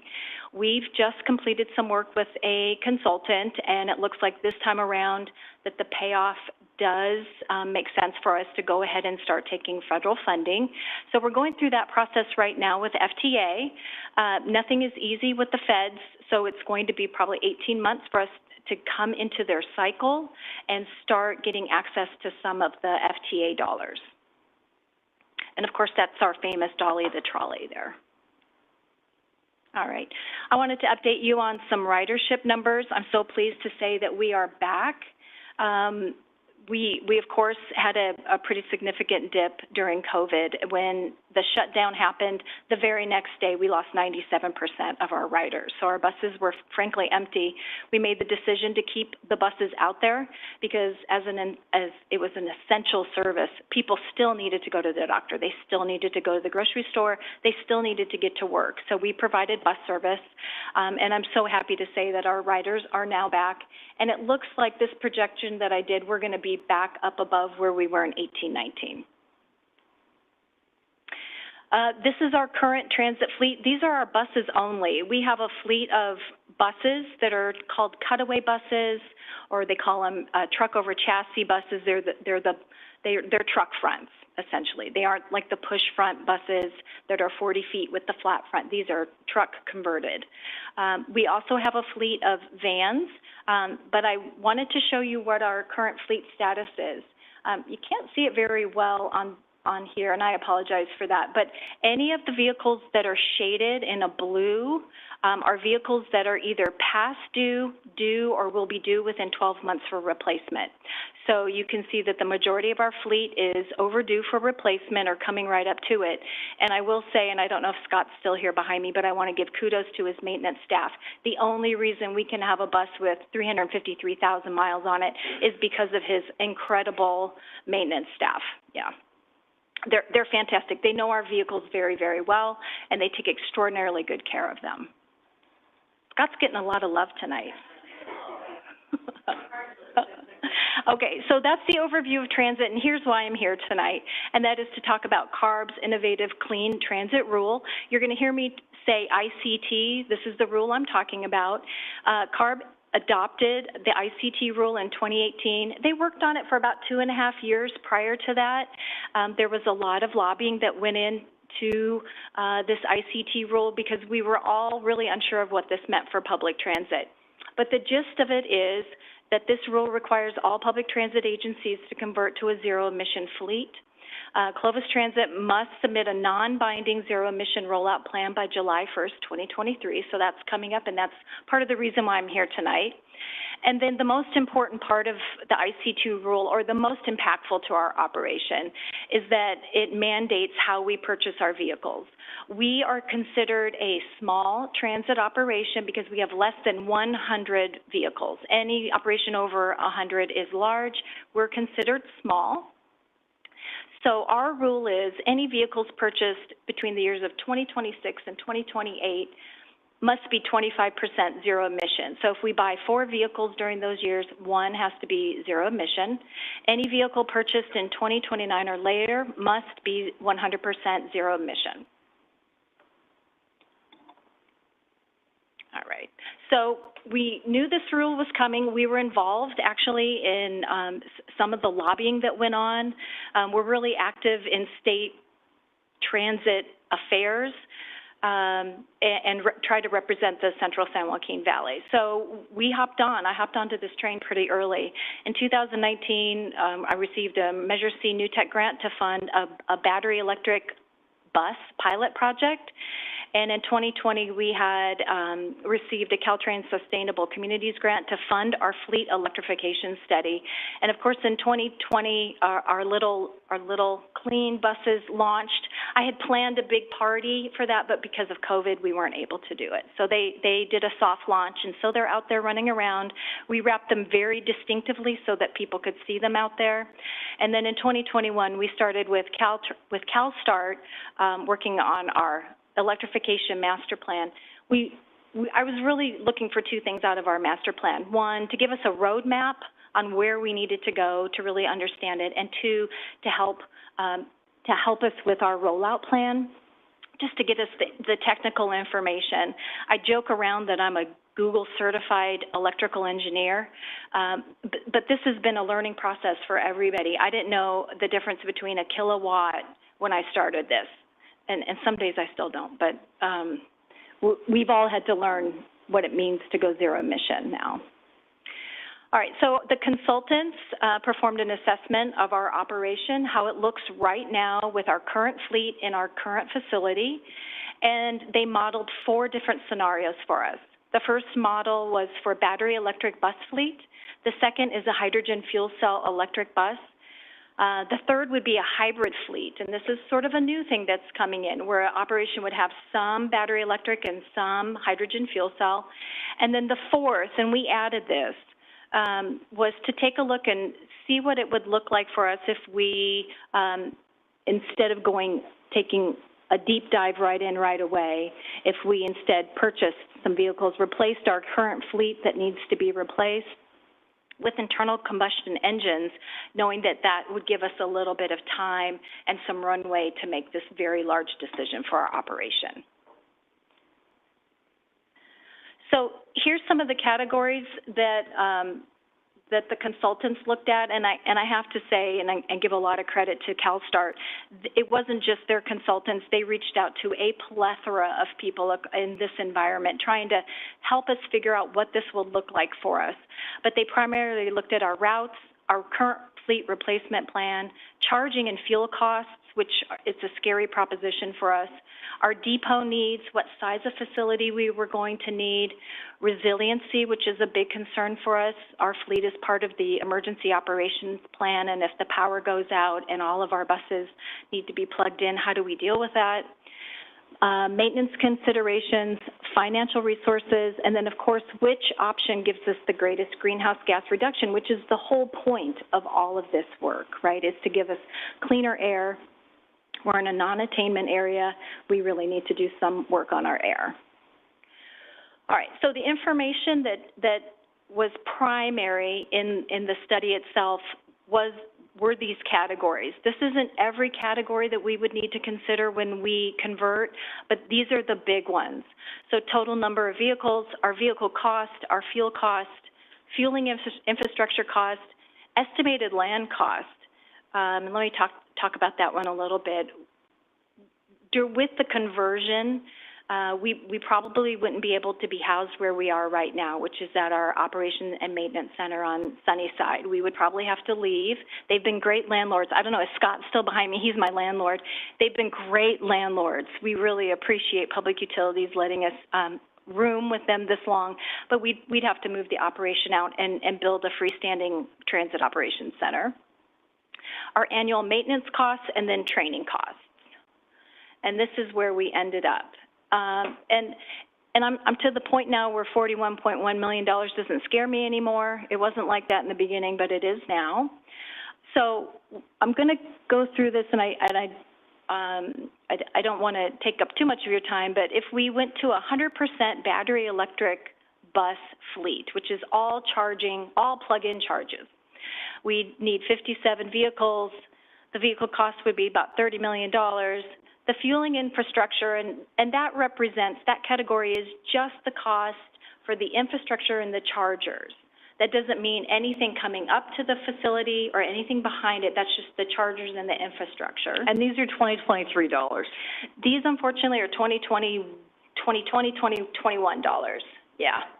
Unfortunately, and we've had a big escalation since this time. Yeah. Okay. Thanks. The total land cost, $3.6 million. That's based on an estimate land requirement that we would need of about 3.7 acres, and they're estimating about $1 million an acre, which is depending upon where you are. We've been working with Andy and Chad, looking at maps, just trying to figure out where in Clovis could we build something like this. What does it look like? And depending upon where you are, the price really can go up or can go down. I'm also now a commercial real estate agent. But it's really interesting to figure out, and I have to say we probably would want to buy more than 3.5 acres just for growth. I just don't want to be too short-sighted. Facility upgrade would be about $1 million, and that's the extraneous safety equipment, all the other equipment that would come with this kind of charging infrastructure. And then the training cost is a reasonable $80,000. So the total for that, if we went all battery electric, about $41 million. For hydrogen, and I want to talk just a minute about hydrogen, very early on in the ICT rule, electric came in very hard into the transit world, and we were hearing all battery electric, all battery electric. And the hydrogen industry was a little slow coming in, but they are here now. They've been here for about 18 months, 18 to 24 months. They're coming to the conferences. I was just this morning on a Zoom call with Ballard, who is a very big player in the hydrogen fuel environment, and they're coming in at a rate that makes their costs less scary, and they appear much more sustainable. I don't think we would have even 2 years ago talked about hydrogen in this space, but we are now. So we would need less vehicles, and less vehicles equal less cost. The cost per vehicle is higher, much higher, and the fueling infrastructure is about the same as battery electric. The land cost is the same. Facility upgrades it's a little bit higher to $1.5 million, and then the training cost, because things are so, that's a different bus to work on than our mechanics are used to. Those are escalated, but it still looks like a reasonable $30 million. And then if we're looking at a mixed fleet, the price stays about the same. And then our fourth choice is to purchase additional internal combustion engine vehicles, and of course, that is the bargain at $11 million. All right, and I won't go through this line by line, but the annual costs, range from, about $600,000 to $1.4 million. And Katrina can correct me if I'm wrong, but the escalation for the hydrogen fuel cell is just the cost of trucking in the fuel that makes it a little bit more expensive. Is that correct? Yeah. There we go. Amy, can you help explain why the discrepancy, if you go back to the chart before, 57 and 35, why you need less vehicles if it's fuel cell versus battery? Sure, yeah, battery electric buses, battery electric vehicles don't have the range that hydrogen fuel cell do. So we right now have about 35 buses, and we would have to replace our fleet at almost a 2-to-1 ratio to get the range. I have to say, I know diesel is probably a naughty word right now, but my diesel buses can go 2 days. They can go 48 hours straight without needing to be refueled. So they're really hard to replace when you're looking at range. All right. So these are the additional considerations that we'll be looking at as we continue to move forward with this. The readiness of the grid. To speak frankly, and I'm pretty confident in saying this, our grid is not ready for the amount of juice that it's going to need to produce. And PG&E is aware of this. I'm on CARB's infrastructure working group, and we did a pretty great, a couple weeks ago, educational series for all transit agencies. There's about 300 people on that call, and PG&E was on that call talking to us about what it looks like for them, and they really are trying to figure out how they're going to do this also. But they put up a slide, and I didn't feel right taking it because it wasn't my slide, but they talked about if you're getting ready to do a project of this capacity, that they need 5 years to put it into their planning queue before they can really talk to you about what this is going to look like for you.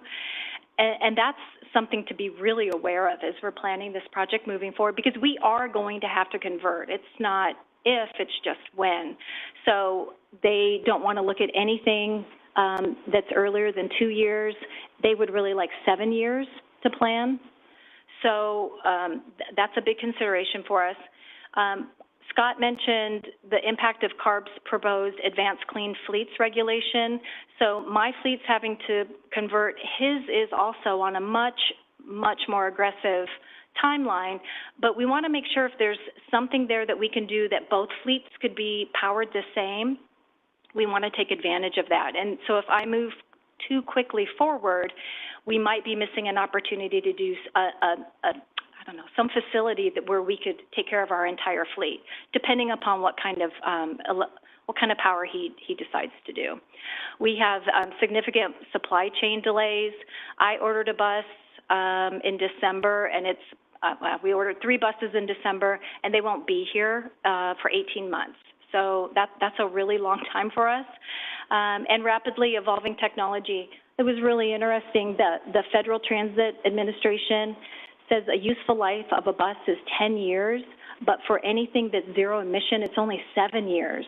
I thought that was really indicative of how quickly that the technology on these vehicles are changing, and that the charging infrastructure is also going to have to change with it. We're experiencing tremendous cost escalations. The purchasing co-op that we purchase our buses from has just gone under a force majeure, and they had price increases on that list of anywhere from 7 to 67% increase. So when we try to budget this, I really hesitate to try and budget anything. I'm just doing these big guesses, and I could be so wrong. And then, of course, additional capital needs. We just worry that we're not going to be able to get the things that we need in order to put the buses on the road. This is really the slide of what keeps me up at night. So our next steps. So we're here talking about this. I'm looking for some direction from you. We'll take what you give us, and then we're going to be writing a non-binding rollout plan and submitting that into CARB.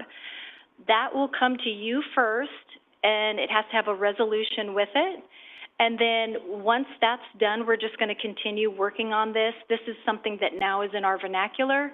Like I said, it's not if, it's when we do this. And that's it. She casually says, question. Sure, 41, oh my gosh. This is like discussing a wastewater treatment plant. I mean, this is like significantly, yikes. And we probably have lots of questions, but thank you, Amy, for the excellent presentation and the knowing the difference between a kilowatt and a something watt. What questions does anybody have for Amy? Drew? Amy, I know that CARB has some grants, but they're not very big grants. They wouldn't probably cover much of any of the purchases, and they also have grants for alternate fuel mechanics and things like that. Did I hear you say that they're going to stage this in, but in 2028, all vehicles purchased have to be electric? In 2029. 2029. Any vehicle purchase we make must be zero emission. Okay. So it could be hydrogen or battery electric. And I will say CARB does have the Carl Moyer fund, and that one is pretty well funded, but really I think it would only buy you a bus or two.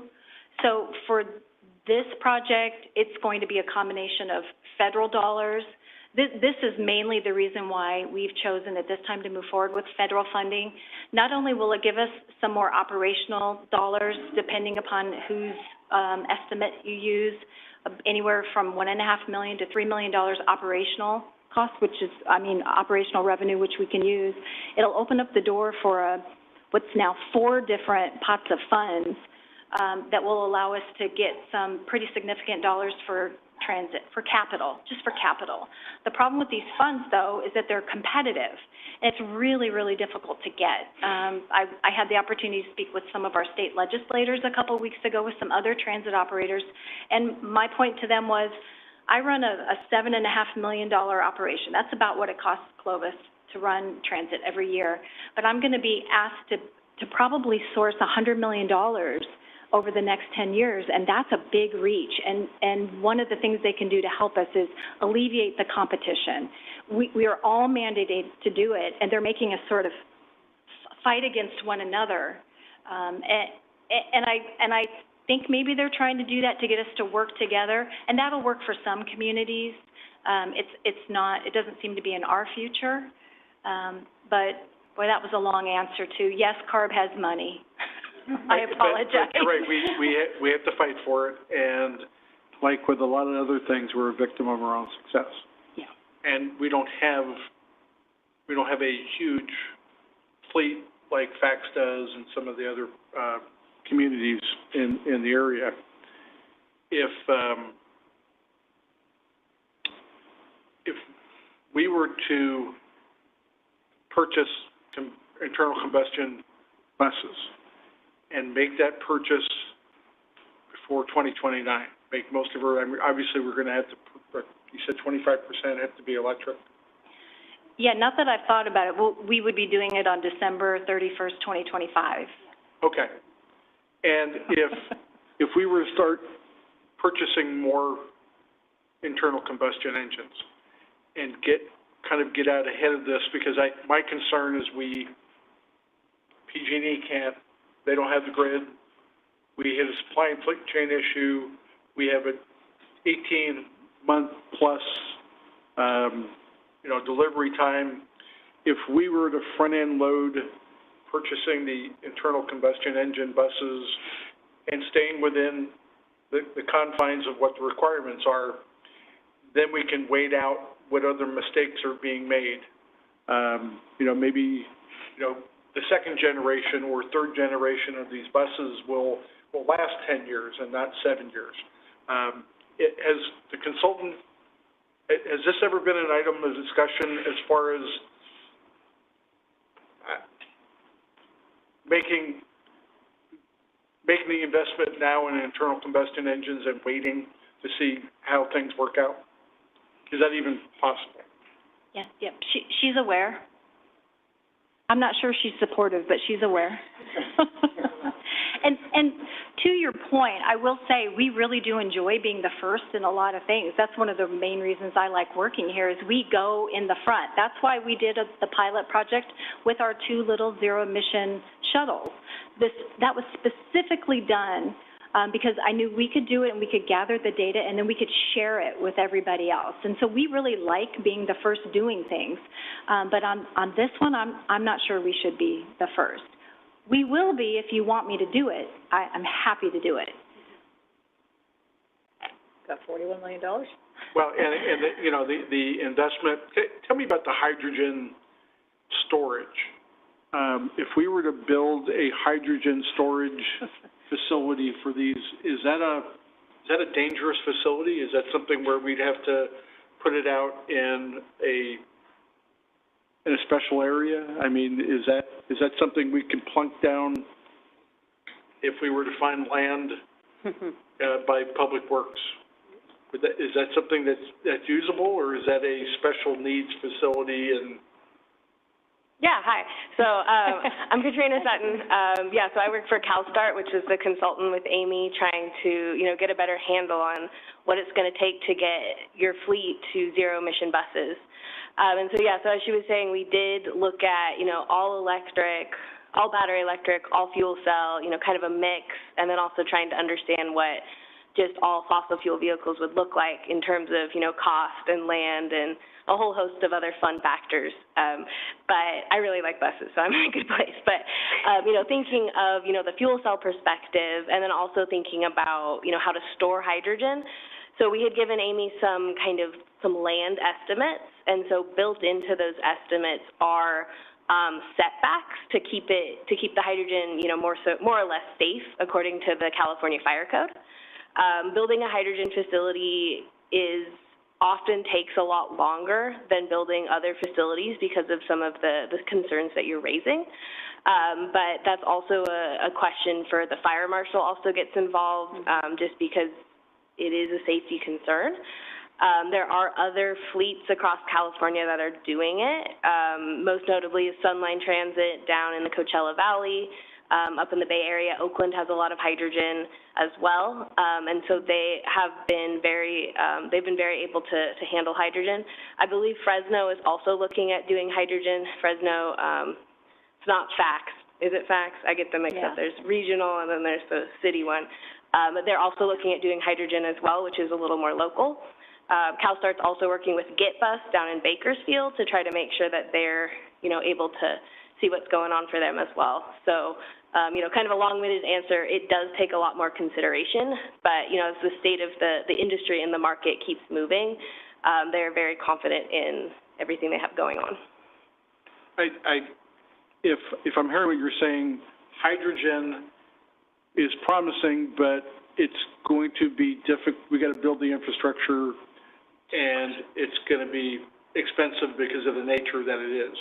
Yeah, so the hydrogen also kind of circles back into a workforce development concern. This is very specialized technology, and a lot of folks in this area just haven't quite caught up to the demand that exists now, and that is planning to come with the transit, and there's a lot of trucking that's very interested in hydrogen as well. If we were to, and would you agree that the power grid issue is a major hiccup that we're going to have to work with PG&E on, right? I mean.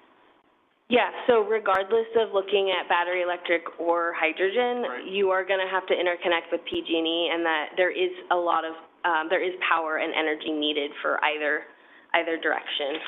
We have more numbers in the report, but there's a number of different ways for Clovis to get hydrogen. So you can produce it on site, or you can get it delivered.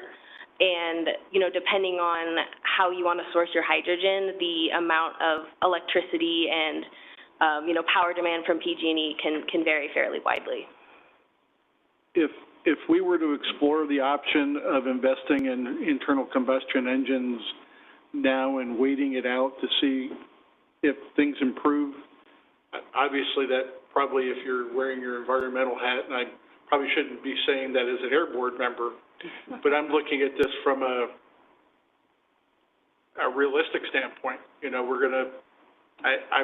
It frustrates me that people throw an arbitrary date out there, 2029, you have to do this. Whether we have the technology or not, whether it's available or not, and they're trying, at least in my jaundiced view, they're trying to force the industry. You're going to do it because you're not going to be able to sell anything after that date.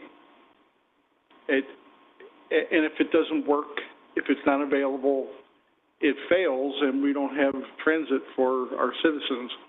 Is there a scenario where, as a consultant, you would say, yeah, you could do that, and here, if the city of Clovis was to tell me, yeah, we want to invest in internal combustion engines just for the short term.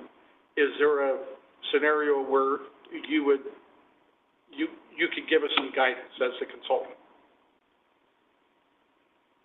So I don't like to recommend fossil fuel vehicles just because that's the nature of the industry that we're kind of headed towards. Sure.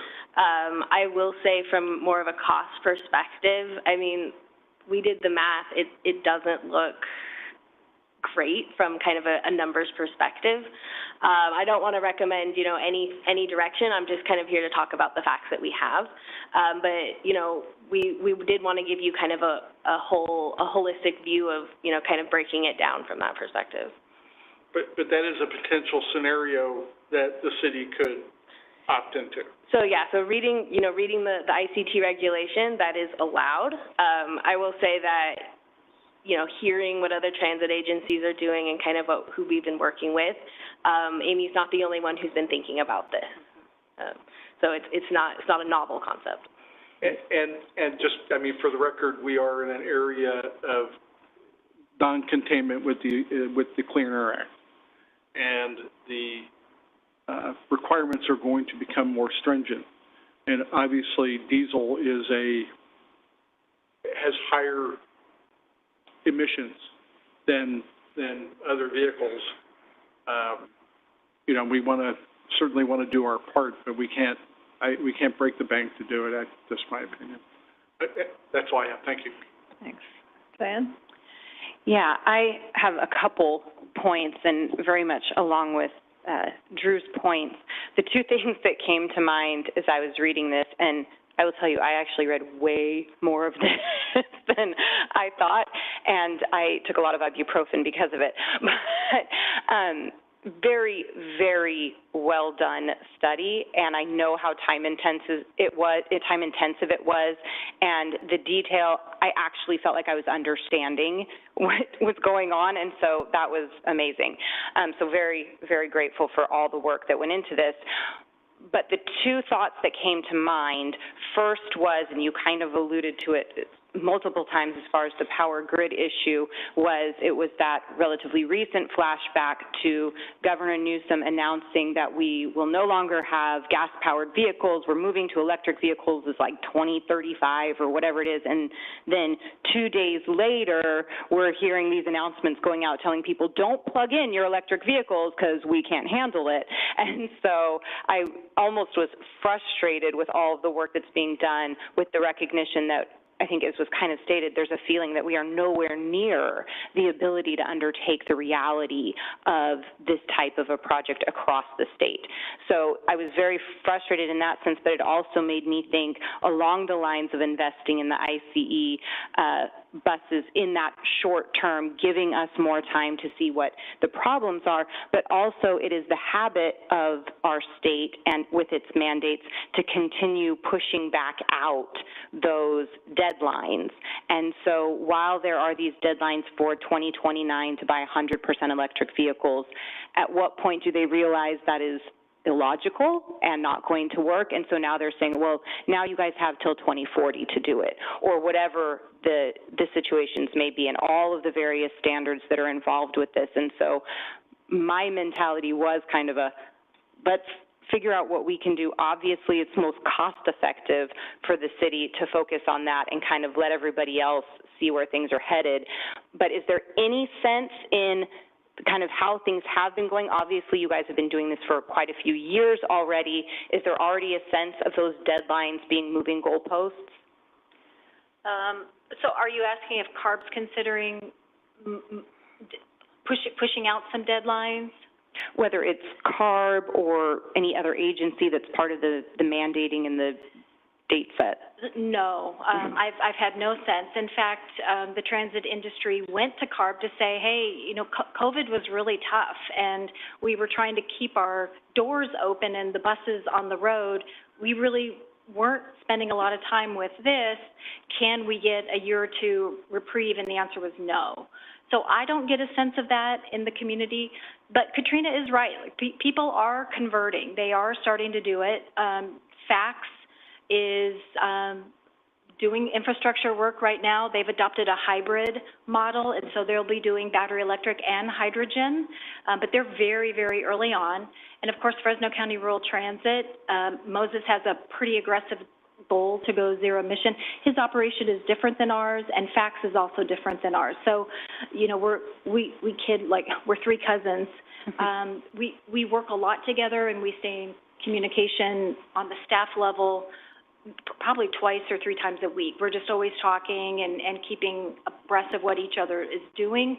So I think I have a pretty good sense of what they're doing. We're pretty involved in transit in the San Joaquin Valley. I run a transit managers group, and this is a big topic of conversation.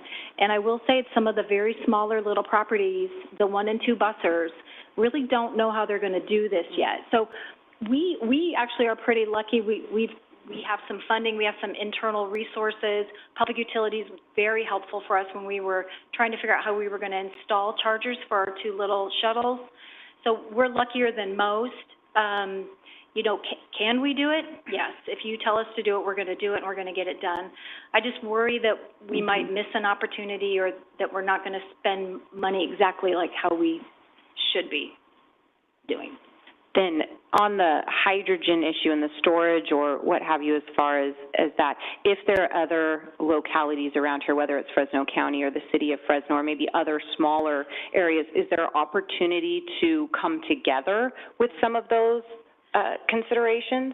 So for Fresno County Rural and FACS, no. They are on their own program. We've been talking with Clovis Unified and Fresno State to try and get an understanding, because they're going to have to do this too. And it seems like everybody is sort of on their own program, and there's not much interest in working together. We wouldn't mind working with somebody. You know, we're nice. We get along usually. But it really does, I really do get a sense that most agencies are really just trying to focus on their own operation and get their own conversion done. And I don't know that there'll be any opportunity to work together beyond internally.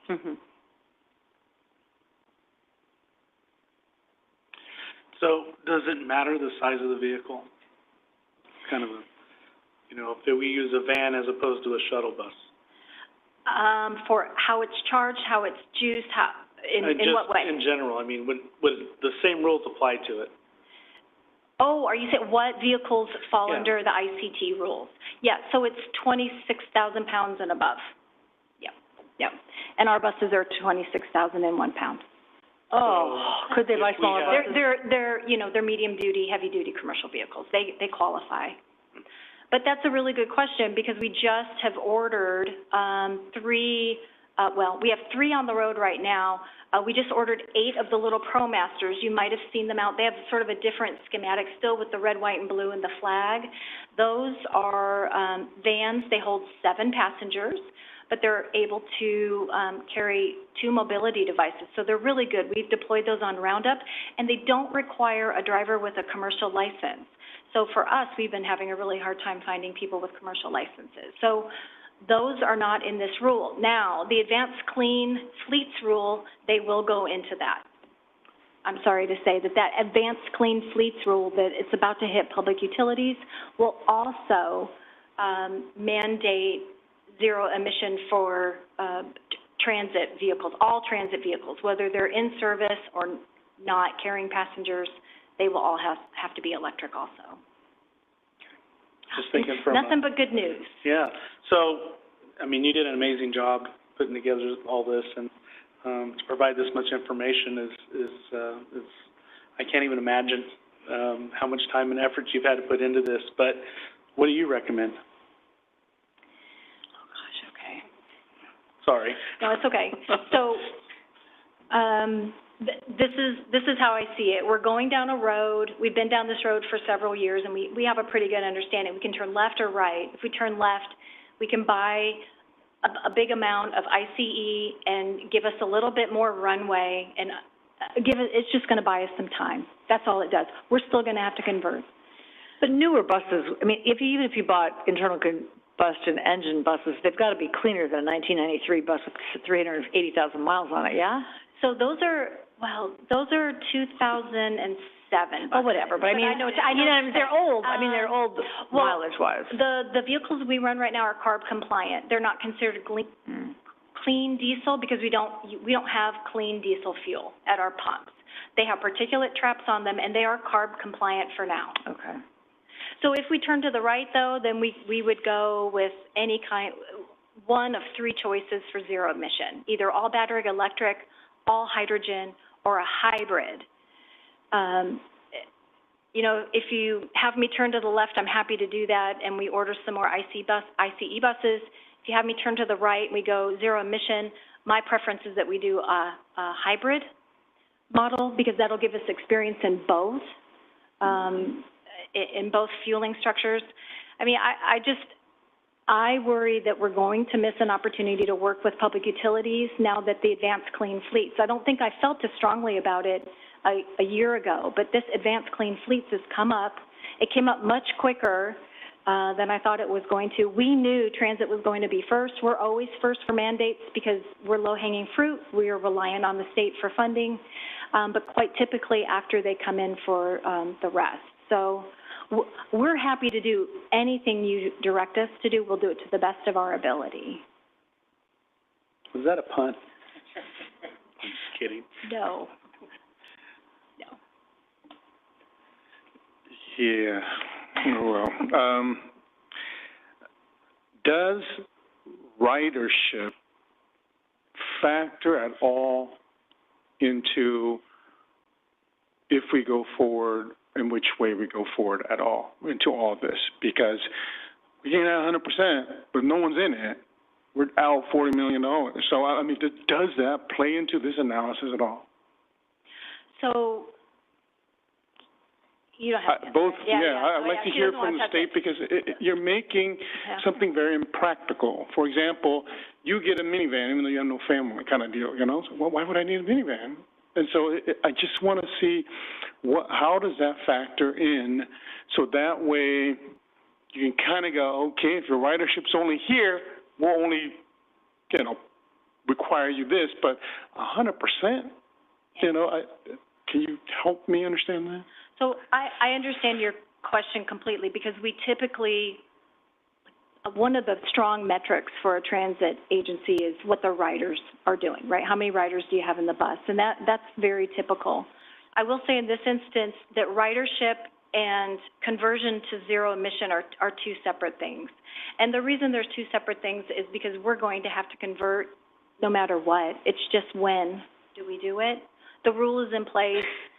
At some point, we're going to be mandated when we purchase buses that they're going to have to be zero emission. It's just when do we make that purchase? And then ridership is over here, and we're always working to try and increase our ridership. 1, we just want people to, get on our buses. We like people to ride our buses. But 2, it's a really good way to get around, and it's a much cleaner way to get around. But that is, the implication is that now transit is a right. I have a right to it, so now government, you must pay for it because it's a right. It's moved to that, where it's not, a privilege, where, if I can afford it, I pay this. If I can afford that, I pay that. But now it's become where we have to supply it all, correct? So regardless of ridership, if you're an entity, you just do it. You have to do it. That's what you just said, right? So my question now to us is, what do we do now? You see? What do we do? How do we still do it? So maybe, my thought is 4 buses, 4 vans. Does that still qualify? Because maybe those 4 buses now are full and the 4 vans are full. So in other words, we need to rethink what we're doing, and does that fall into the equation at all? Or do we have to operate at 57, 37, because that's a requirement because of the population? So that may be a ignorance on my part on not knowing what is required. So is that part of the analysis at all, or the strategy for us going, we're not going to be able to afford $35 million, but let's rethink this. Sure. So ridership was not in any of the modeling for this study. And when I'm thinking about the transition, I think about the rider experience, just making sure that whatever bus we have to put out there, I want it to be reliable. I don't want to be in a situation where we've designed the routes where our buses can't have the range and we're having to tow buses back in because they've lost juice. That's where the riders come in for us. It's a quality of service, and we want to make sure whatever buses we put out there are comfortable, clean, and safe, just like we do every day, but that they have the range and the ability to move our passengers around. Fixed route, average riders is 10. Roundup, average riders is 3. So I look at that and I go, well, how many buses are out there? Just average 10. How many roundup? Because that's the numbers I saw here. So I look at it and I go, I think it's time for us to go, for us to meet them, we have to readjust. And how do we make it so that way we get there? And so it's a challenge for us to go, well, if it's only 10, how do we make it to 20? And then how do we make roundup to this? And so I want that too, because I think what you're asking us tonight is 1, 2, 3, or 4. Give me one of those. But I'm going, well, why 45 buses? Why 37? What's the justification for that? Other than, that's what we always had, we're going to keep doing it. And so I go, well, why?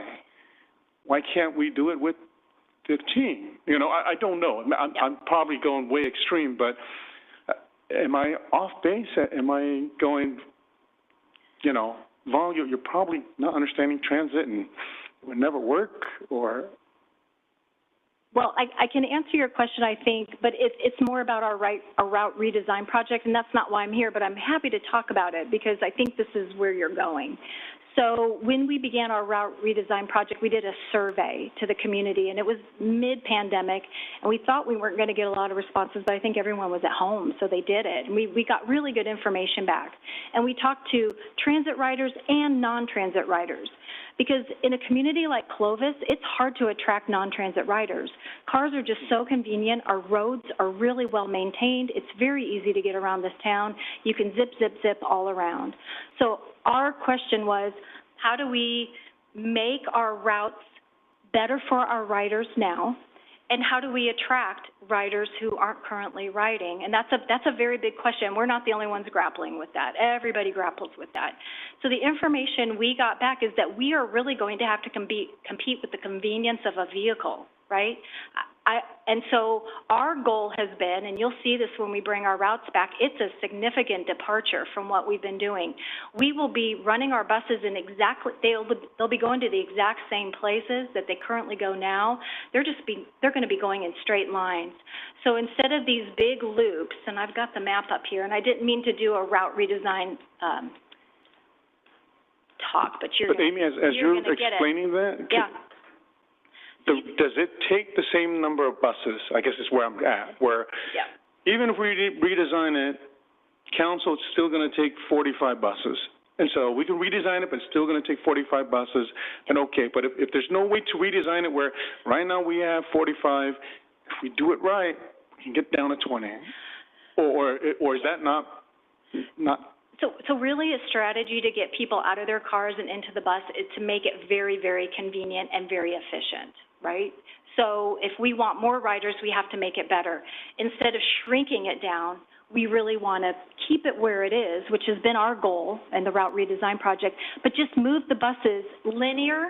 You can see right here, we do these big, very inefficient loops, and I joke around with my staff that you could probably give a class on inefficient routes here with Clovis Transit. It's by no fault of our own. This is how our city has grown. But these loops are only one way. So if you want to ride one of these loops, you have to get on and ride the entire loop to get to a place that might have been very close to where you got on. We're taking all that away. We're still going to go to all these places, but we're going to go in straight lines.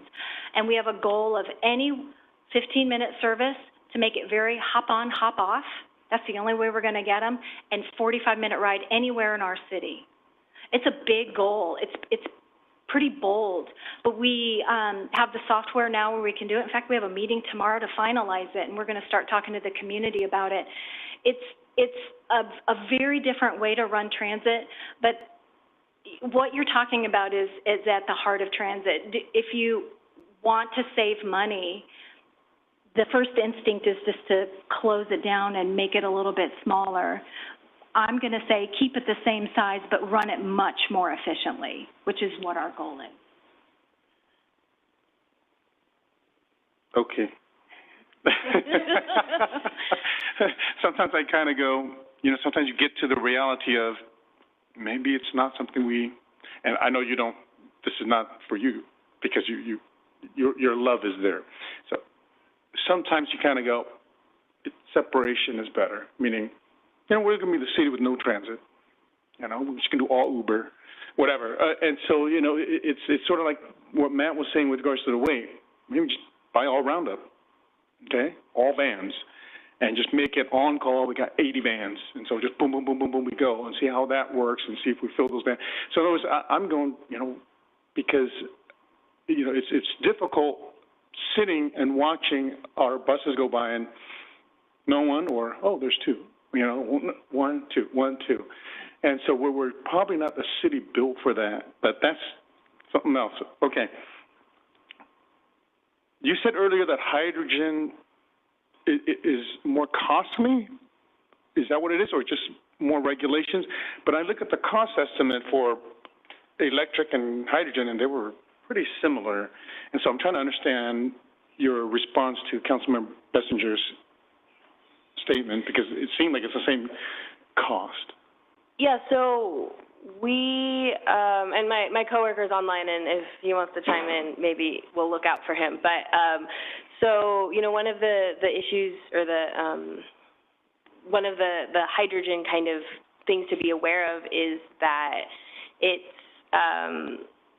it's very variable depending, there's a lot of situational variances that kind of come into play with hydrogen, simply because of, some of the concerns that were brought up, and just depending on how the hydrogen is sourced. And so the estimates that we have are pretty broad, and so, looking more seriously into something, the numbers, I expect the numbers to change. So it would be higher than is sort of where you're leaning? I would personally say higher, but I don't want to, speak to CalStar's behalf. Okay. Yeah. But higher than electric is what I'm trying to get at, so. I would expect higher than electric, personally, but because there's maybe 3 different main pathways to get hydrogen, and there's just a whole host of different factors that I'm happy to go into the weeds with you about it, but I assume you don't want to. And so, there's just a number of different factors that come into play, and each one of those has a different kind of cost.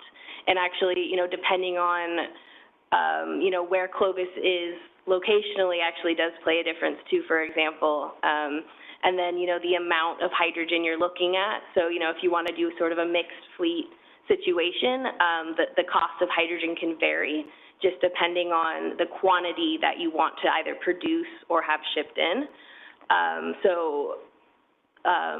We've seen some numbers that say that, if you ship more in at one time, then the cost drops. And so that's to Amy's point about trying to, consider working with the public utilities fleet as well.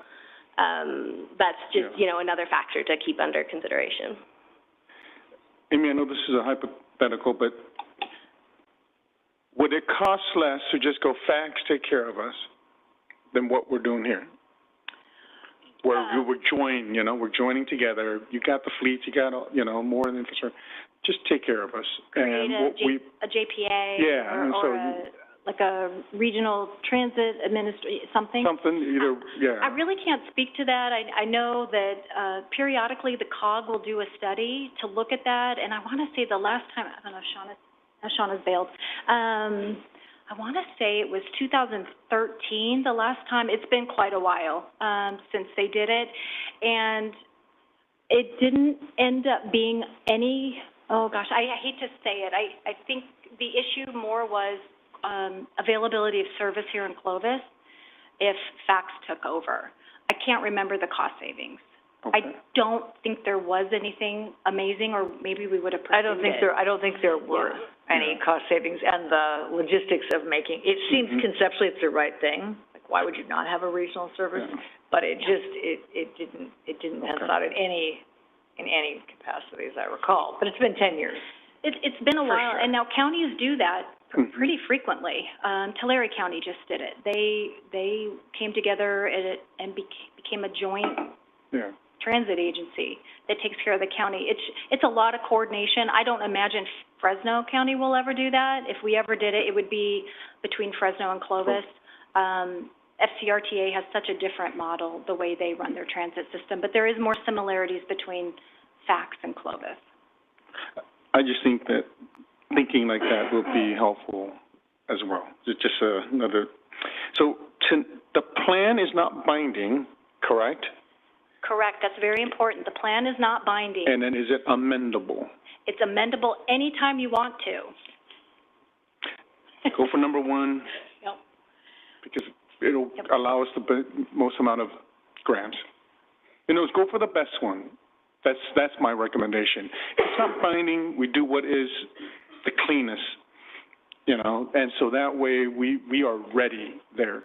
So that's where if we can amend, then I'm good with that. But as long as they don't hold, where we financially, if I look at it financially, I may not pick the most expensive. But if it's not binding, I want to go for the best, because that's how we should plan, and that's what we should shoot for. Okay? And then my last comment is, with regards to what we do, I know that the mandate has come to transit, and the burden will be upon our citizens, maybe state citizens, but us and our budget. My reluctance is, what if then they put all Scott's vehicles pretty soon, all police, all fire, and you go, okay, well, what is the most important vehicle to put our money behind? And so that's why I kind of go, well, I like the idea of waiting, because these mandates are going to come, and soon is going to be all PD and fire. And then it's going to be one in which, not that we should say no to you, but it's harder to say no to public safety if they want all vehicles to be 100% clean. And then public works, all the trucks and everything to be 100% clean. And so I go, how do we make a decision knowing that it's also coming, not knowing when? But that's another thought that I have. So I know it's not helpful to you.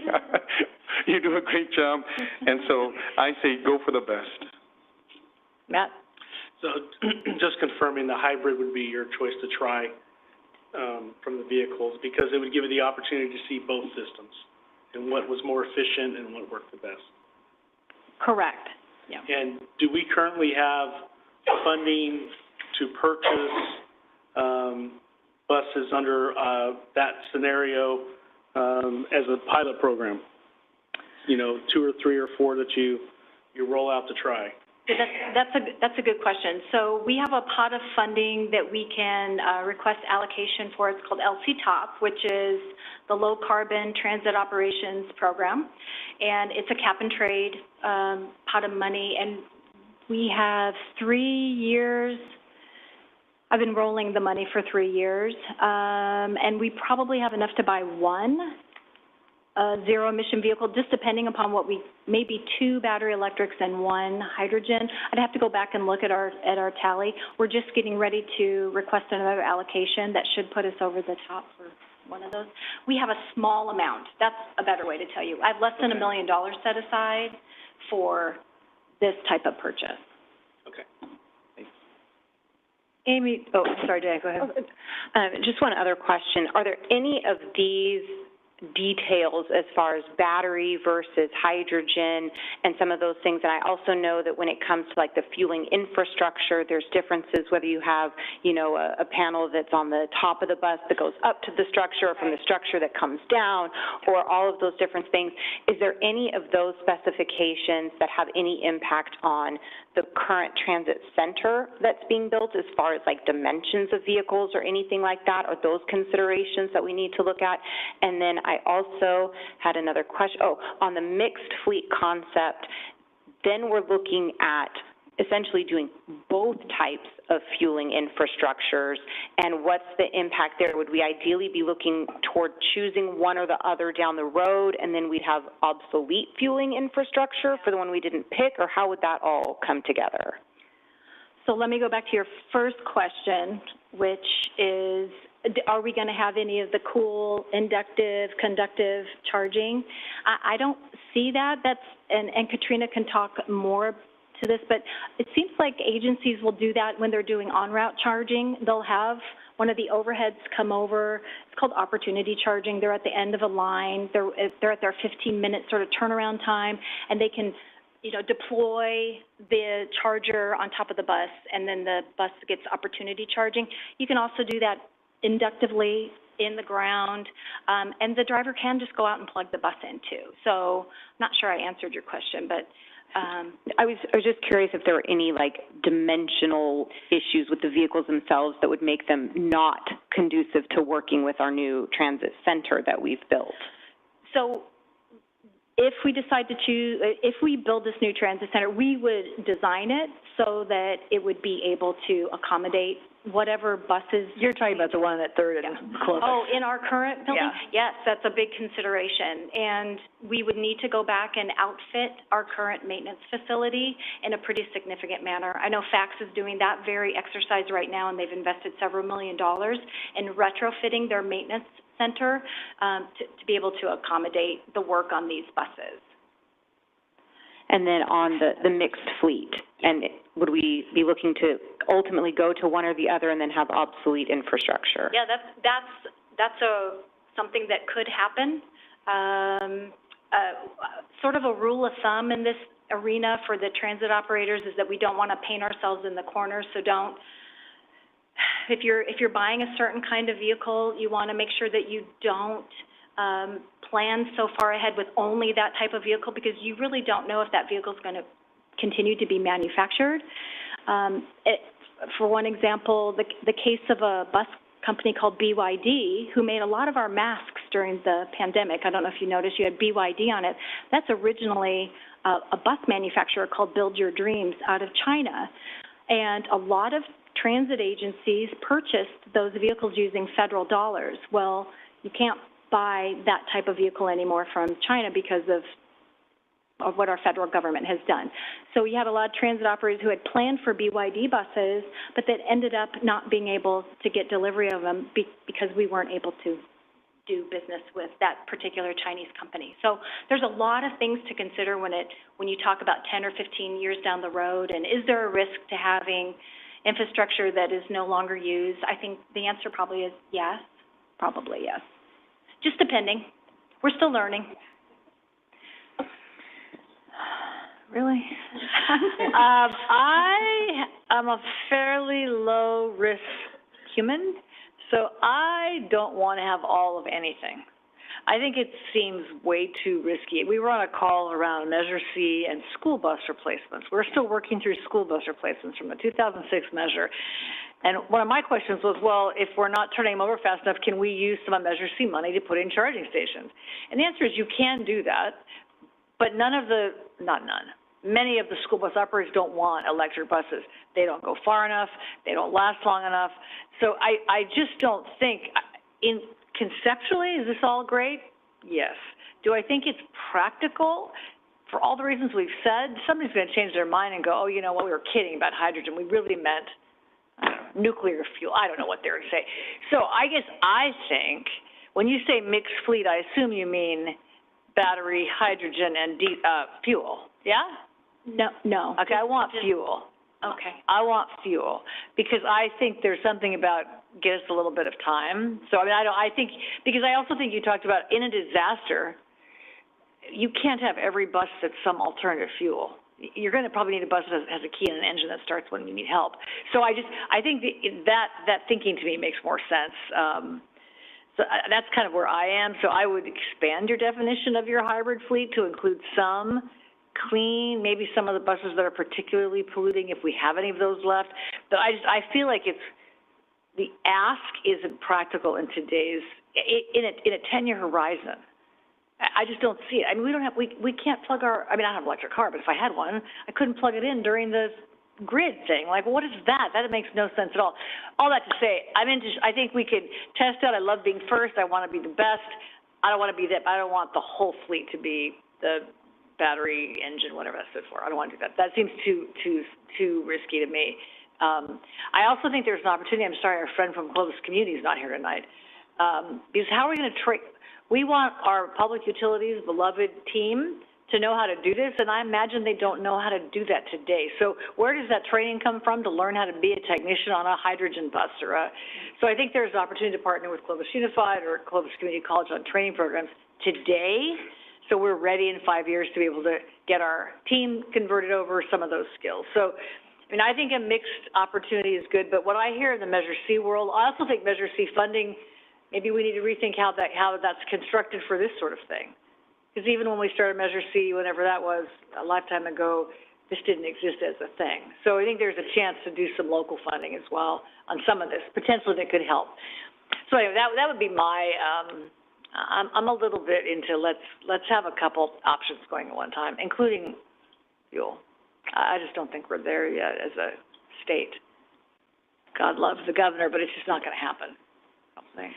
So regarding mechanics, we're really lucky, actually, that Fresno City College West, that campus, will have very state-of-the-art maintenance training facility, and a big part of their curriculum will be zero-emission, commercial-grade zero-emission fleet maintenance. And so we're really excited that they're going to be right here, and we definitely plan to be first in line.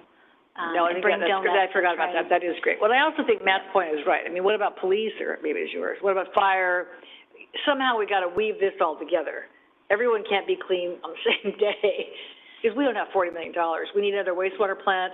We need water infrastructure. There's a lot of $40 million items.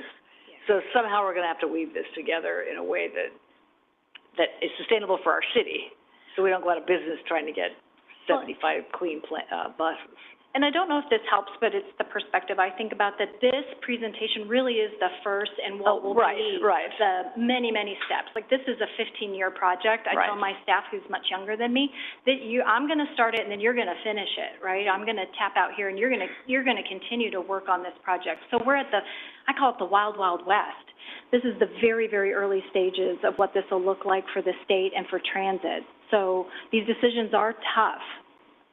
Yeah, no, I think that's right. Well, so we're not doing anything today. No one panic. We're not going to spend $40 million today. So I think you hear a couple of thoughts: all of one, all of all, some hybrid version, grant funding.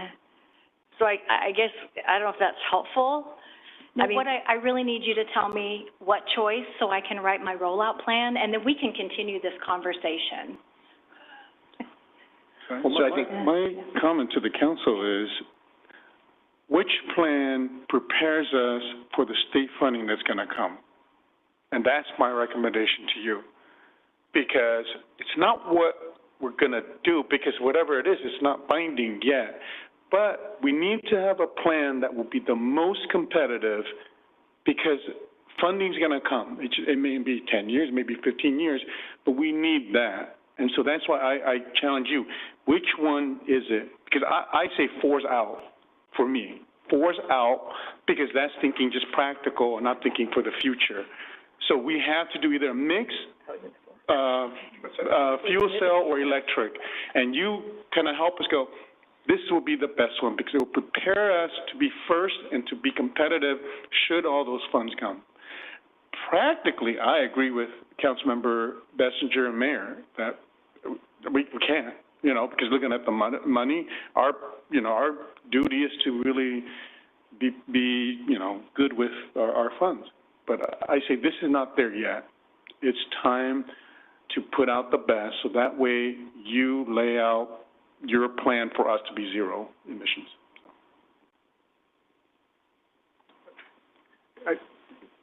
When Vaughn was bringing up public safety vehicles, I remember having this discussion at the Air Board. We were discussing electrification of fire vehicles and other public safety vehicles.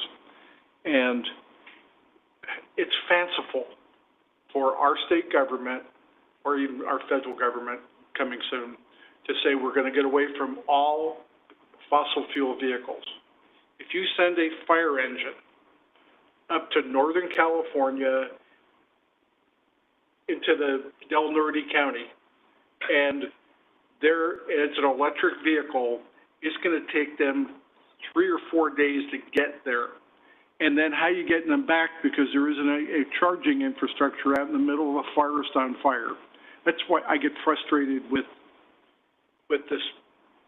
It's all going to be the same. That's ridiculous. We need to have, you know, to meet these requirements, and I'm concerned that the funding is not going to be available to us because of equity, inclusion, and all these other factors that we're not going to get it. Sorry, you're too small, you're too this or too that, you're not getting the money. So then we have to shoulder the entire thing, because I don't trust that the money's going to come to us, quite frankly, no matter how good our paperwork is. So we need to have the internal combustion engines in our back pocket so that we can continue chugging along and serving the community. And, you know, sometime in the next decade, when I'm not on the council anymore and most of us will have moved on to something else, we will be in a position to look at, okay, this program failed. Why did it fail? Because the buses, the batteries, you know, were dependent upon some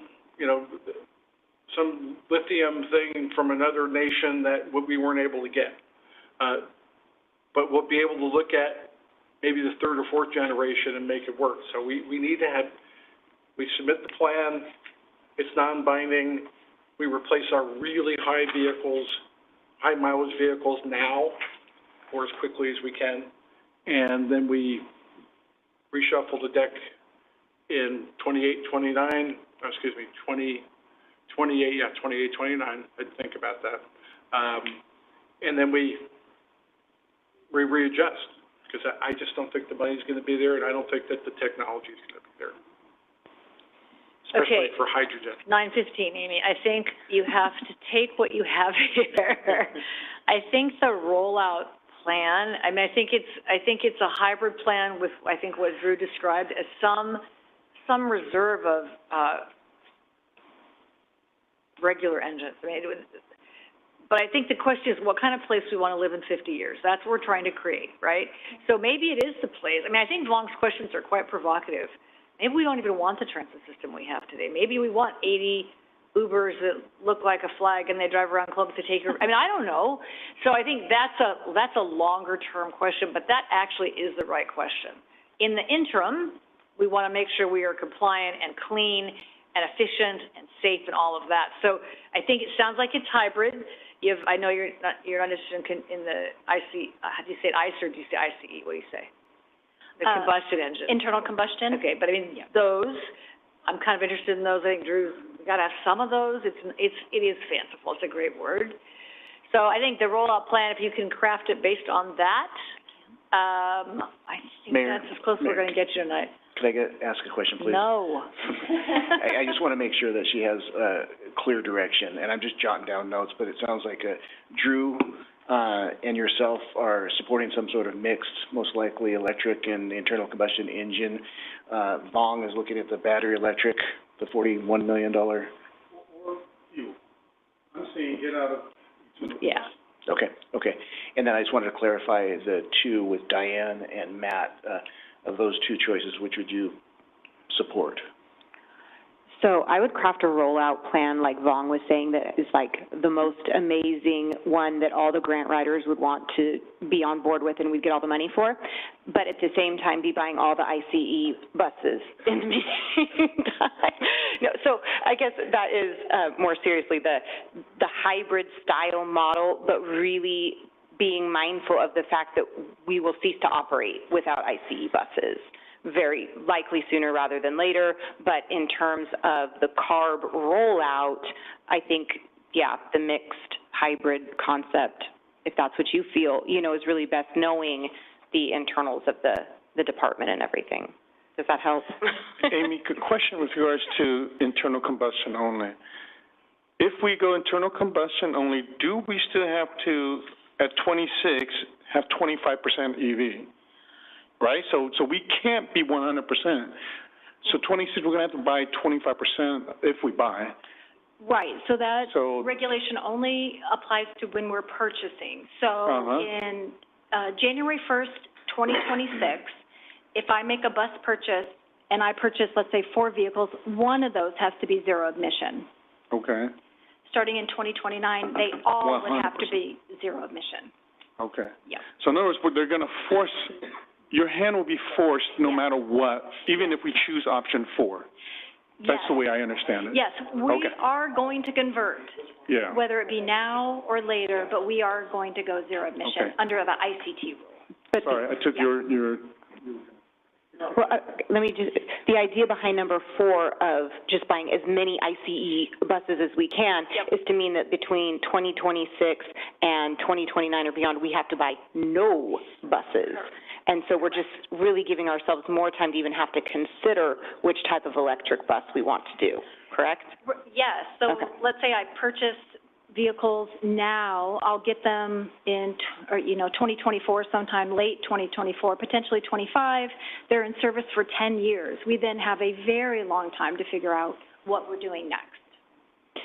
John, I think hybrid, to Lisa, Drew, and I, is both the battery operated and the hydrogen and IC. It's all 3. I think when Amy said hybrid, you meant just the first 2 categories. Correct. Yeah. But I think what I'm hearing from you is write the rollout plan, hybrid model, which we are happy to do, and then in the meantime, we start with fleet replacement, purchasing some vehicles to replace our current aging fleet with ICE, not diesel, ICE, and then revisit it as needed. I think so. And I think, we also didn't talk about vehicle miles traveled and the changes in growth patterns and different land use, and maybe you're going to have a bus stop on every corner. There's so many factors. This is an insane request. Like, it doesn't have enough information to have you have a meaningful transit plan. But I think that's what I would do what you just said. We want to be the best. 50 years from now, what is it going to look like? We'll probably, I learned that it's so depressing that George Jetson, if anybody remembers the Jetsons, was born in 2022. Is that so sad? Like, we are them. Anyway, sorry. So, who knows in 25 or 30 years? But I think that's the direction, John. Hybrid with some fallback, because you're going to need to be able to start a car someday. If you don't have, this grid fails, which is probably going to happen, it would be helpful to have a bus. Yeah? Amy, I'm going to try one more time to try to convince my 2 colleagues. No, we're done. No, because don't say no. If we choose the other 2, we already have the current fleet to get what you're saying. You see, we have enough fleet in place already, new fleet, to already have the gas-powered engine. So that's why I say that the plan has to move forward. Because writing that 4th plan, meaning internal combustion engine, if I'm on CARB, I'm going, Clovis, you're out. Okay, don't put it in the plan. Yeah, and so that's why I say that you already have the fleet right now. It's going to last you, some of them, right, 10 years.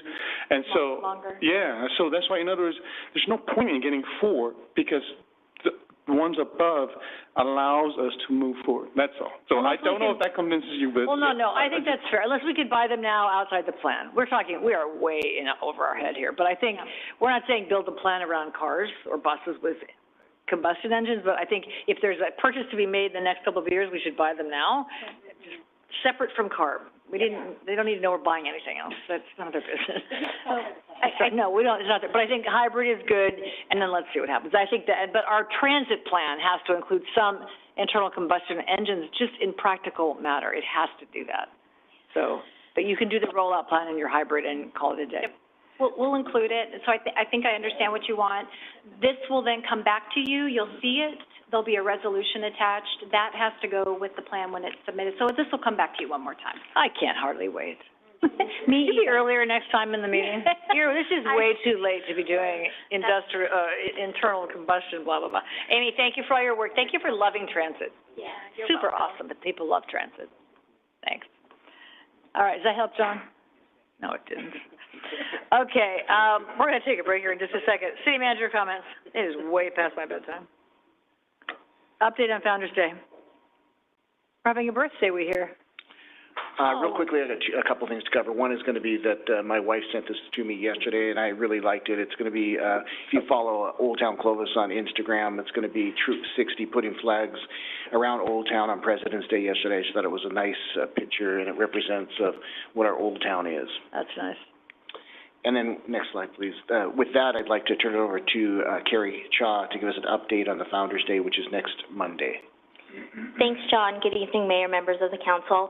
As some of you may have already heard, next Monday will be our 111th day since incorporation as a city. And just to give you a little bit of a background, last spring we hosted about 80 third graders from Clovis Elementary over a 2-day period, giving them a tour of the Civic Center. And they loved it so much that they're requesting it on an annual basis. And it's a lot of work, so we thought that maybe we could do something fun for Founder's Day, a little bit of civic engagement with the youth in our community, and open this up to all third grade classes in the city of Clovis to come to our Civic Center to learn about what we do as a local government agency. Government is taught as a part of the third grade curriculum, so this goes right along with what they're learning in the classroom, and this is an opportunity for our staff, and all of our departments are participating, from public utilities, police department, fire department, city hall staff, as well as planning and development services in our senior center and recreation divisions are also coming to the Civic Center next Monday from 8 a.m. to 12 p.m. They're going to be setting up exhibits all over the campus. There's going to be fleet vehicles here, and every 30 minutes we're also going to be holding a general information session in this council chamber, and all of the classrooms have signed up, so we have a schedule where they're going to come in here for 30 minutes. They're going to hear a presentation from one of our staff members. They're going to see one of the videos that we're putting together.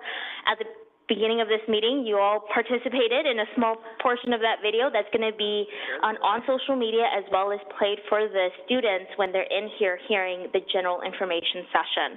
So this is a half-day event. We have over 270 third graders that are going to be coming, 11 classrooms from 3 different schools that signed up, and if this is a success, I imagine that we may be doing this again at a larger scale next year.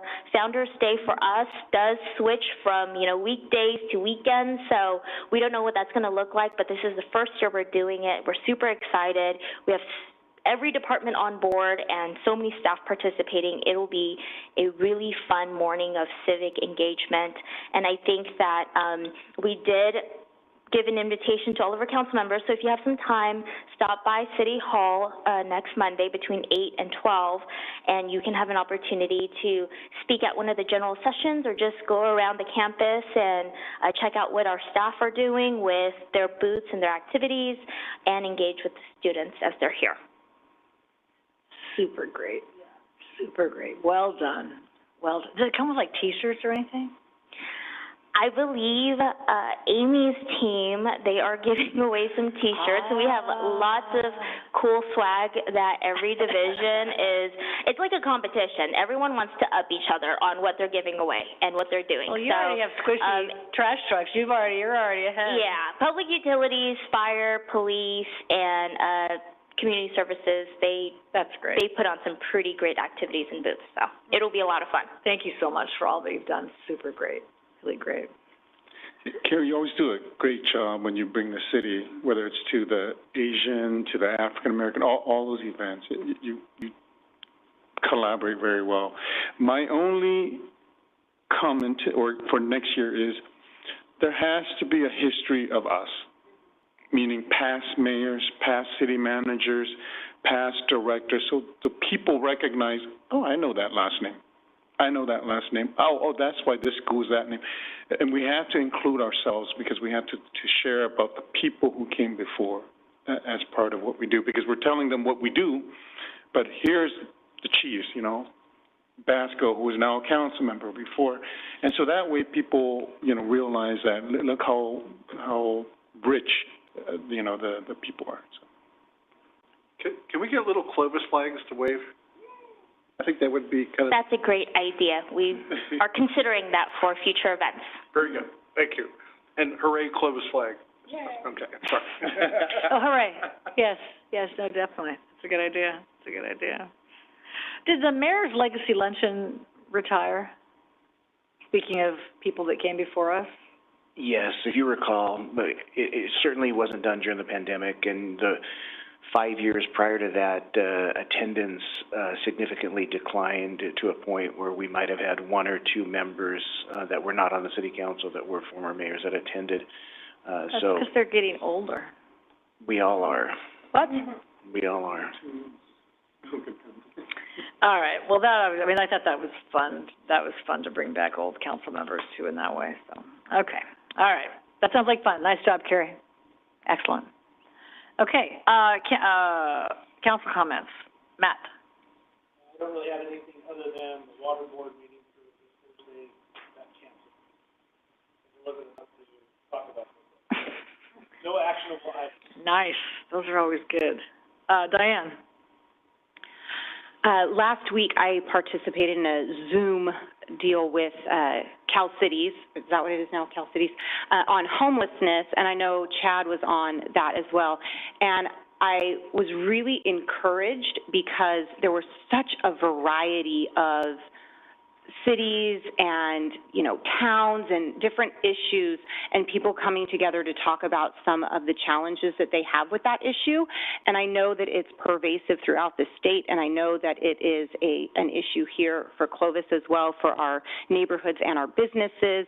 And a couple things that really struck me about it was just reinforcing that idea that in this state, one size does not fit all, because there was one gal speaking, I want to say she was like from Jackson, which is a pretty rural area, and she's like, we don't have public transit, we don't have a lot of our own services, and so their challenges with a much smaller homeless population, but their challenges are almost greater because of, where they are.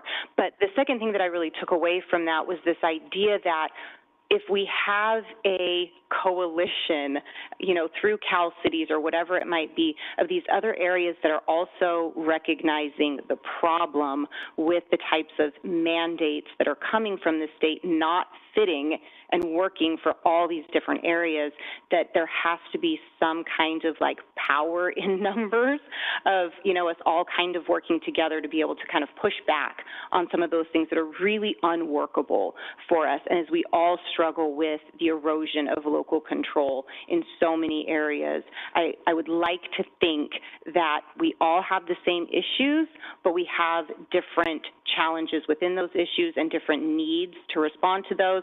And if we can kind of come together in pushing back on some of that and really wanting to get to the same place but needing to get there differently, I'm hoping that there can be some actual progress instead of the real faux progress that we see. So that was kind of my takeaway from that, and we'll see what happens there. But I was really encouraged in just the sense that there was a lot of participation, a lot of great ideas, and hopefully some real good things can come out of that. And then I have something I need to bring up hopefully for us to consider moving forward on. And I had a little bit of frustration this last week, but so last month we did a proclamation for human trafficking awareness, and I'm still trying to figure out how all of this works, being new and everything. And so I had asked the question what the procedure is for proclamations, because I even went back and thought maybe it was on a consent calendar, and, you know, I just wasn't up to speed on how it all worked yet, and that's how these things come about. But I became aware that we don't actually have a procedure in place to go for a new council member or anybody to say, oh, okay, this is how the process works. And the reason I was concerned about it this week is when the current proclamation was published online Thursday for the public was the first time that I got to see it. And when it states that, therefore be it proclaimed that the Clovis City Council on behalf of the citizens of Clovis does recognize, I felt like that implies that we had every single one of us had the opportunity to sign off on it. And my only issue is I am thrilled and really excited that we are able to recognize the museum for the work they've done, and 30 years of a nonprofit museum being successful and doing what they do is absolutely commendable and impressive, and they do a fantastic job. But I was concerned that we had the word equity in it, because that has become, in the political vernacular, intended to be a distinction from equality. Equality being equal access, equal opportunity, and equity intending to say equal outcome, which really is socialism. And I was just concerned that I personally, but really the rest of us, didn't have the opportunity to kind of sign off. And all I had initially wanted was just, could we remove that one word? That was the only thing I had a problem with, but I didn't even get to see it ahead. And so I would like to, and I know that there is administrative policy being worked on to come up with that procedure for proclamations, but I would like for my colleagues to kind of join me in encouraging that to be kind of pushed to the front burner, and maybe we can get that done more quickly. I know other, even our neighbors to the west, every single council member has an opportunity to choose to sign or not sign a proclamation or something like that, where it's obvious that we were part of that process. And so I just wanted to put that out there, and hopefully my colleagues would join me in requesting that policy be produced maybe even more expeditiously than was already online with, and hopefully we can kind of avoid that kind of an issue going forward.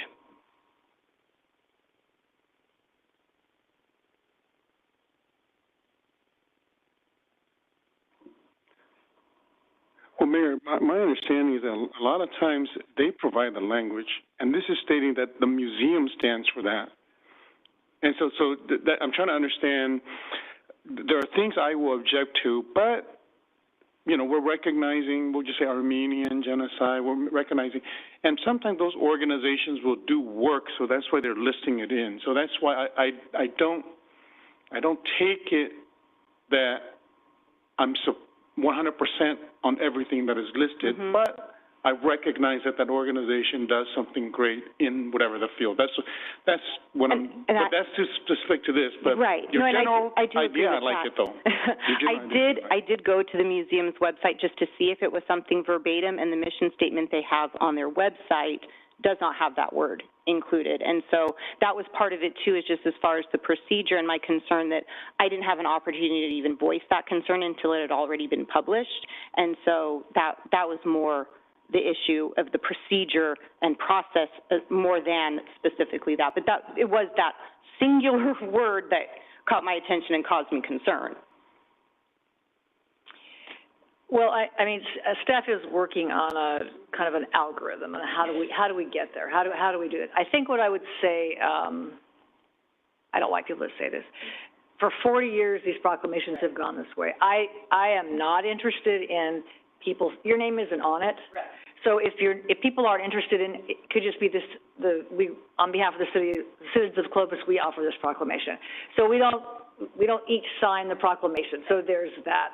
I think for me, they are ceremonial. They are nothing more. They are not political at all. Not a single thing about them is political. So to me, to create a process where you get to decide if we want to issue it or not, and we start editing other people's proclamations, I think that is a staff time that, so to me, I just think this is sort of a solution in search of a problem, or a problem in search of a solution that doesn't really exist. I think we need a process that we can take, because I've turned down a couple of late. I know John probably turns down more. They don't even make it to the council. I hear what you're saying. I just can't see a way where we would edit a proclamation or give you a chance to weigh in advance. Well, I guess the question was, where did the wording come from? Because that was my initial question, and it didn't seem like it was something verbatim, again, from their stated mission statement. And I want to make it clear, too, again, that this has nothing to do with the museum or the proclamation itself, the purpose of the presentation, because that's all fantastic. But the idea that, it was that it says the Clovis City Council on behalf, and I felt like that was implying my approval in a sense. And while I do approve of the museum and the presentation, the recognition of their 30-year anniversary, I just was uncomfortable that I had never even seen it or had the opportunity to weigh in. I'm not asking for editing ability on proclamations or anything like that, but just the fact that it had gone out to the public and I hadn't even been able to lay eyes on it to know or have any, that was really the concern. Well, maybe we could talk about it when the process comes back. I think it's a slippery slope, because every time any one of us say Clovis City Council out loud, you are representing all of us. And we have all, me included, done things where others have gone, why would you do that? And I just don't think everyone can do that. What are you laughing at? I love you. I've done them too. Everyone has done that. So I just think that's the path. So if we never use the word Clovis City Council, you can do whatever you want. But I think whenever you say that, you are in some way representing all of us. At least that's my view. But we've all done things that we think are so important, and it might have offended someone else. So that's just part of the deal. Every time, if you're on KMJ and you say Clovis City Council, you're representing me, and I may not want you to do that. Right. So there's a little bit of that. So I think we got to be careful how far this goes, or otherwise we won't do anything. No, and that is not at all what I'm looking for. And I think it's kind of the conversation we've had about letterhead and, thank you notes, where separating out from the desk of or from council member, not the council at large. And so whatever the conversation is, I'm open to it. I just wanted to express that as something that I found to be a little bit of concern. As I'm kind of trying to figure out how things work and what my role is and all of that, that was just something that came up this round, and I hope that that's something that we can work on moving forward. Mayor, can I add something? Noted. Yeah. So most of these policies are written in blood. Something occurred and council wants to improve it.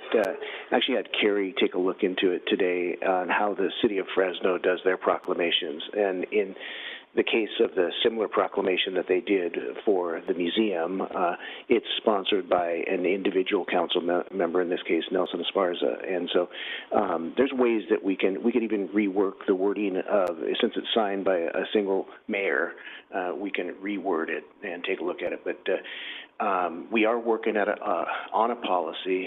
My recommendation was that policy be approved at the city manager level.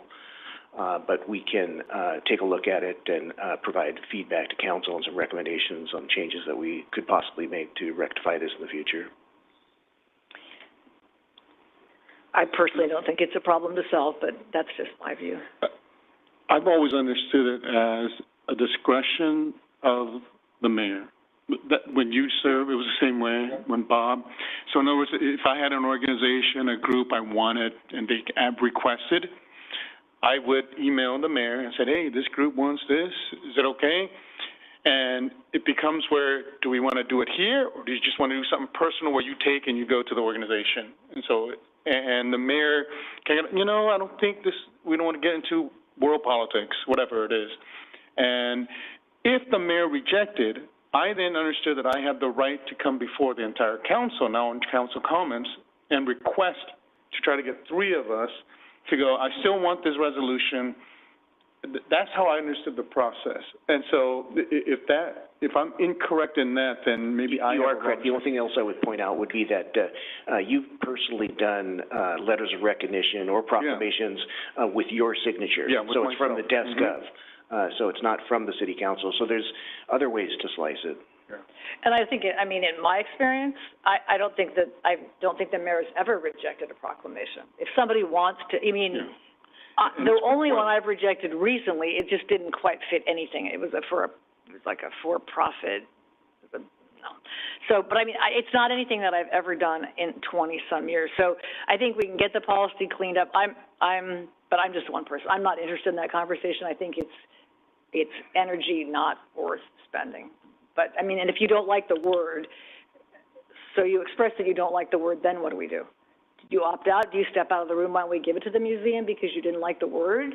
No, and that was kind of the point, too, is I didn't want anything to detract from that moment for them and so how would we do it going forward? If that's the word, we're not going to edit someone else's proclamation, what would you do? Well, I think there's question as to whether or not it is editable, but I mean, I don't know is the simple answer because I don't know, I didn't get the chance to find out, what that process would look like and be able to say, hey, actually, this was verbatim from this, it is their mission statement, and so that's why it's in there that way.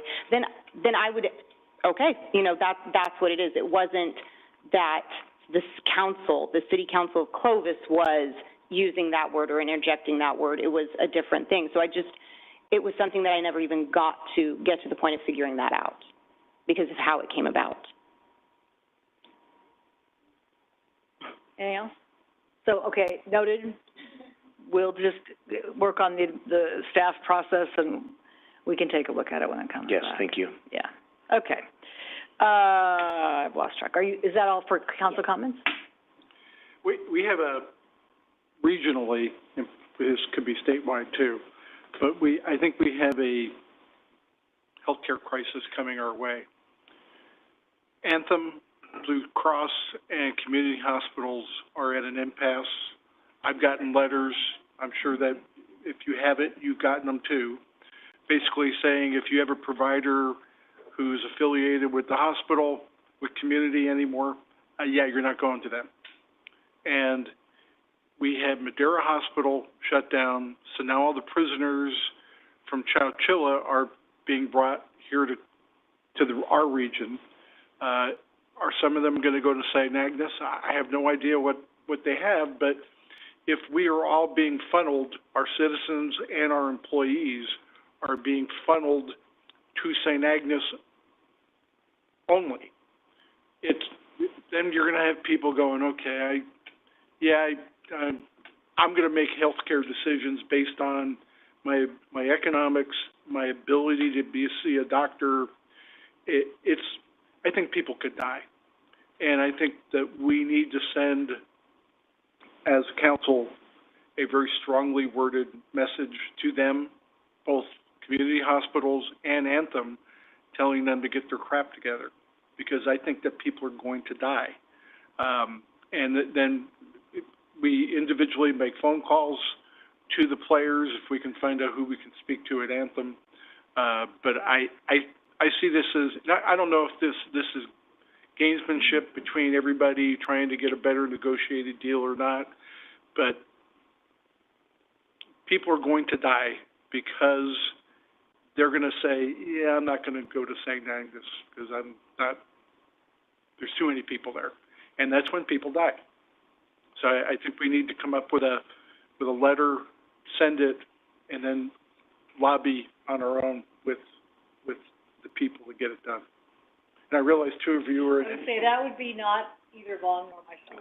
And I would be more than happy to beat the drum, and as well as my other two council members who don't have an issue on that. Yeah, you probably shouldn't sign it either. Diane and I have to do that. This might be a letter you could write out by yourself. Yes. Oh, I thought you meant because of your employer. No, I can't go to community hospitals because I'm under PP or Right. HMO. Yeah. Thank God my wife is, Joni,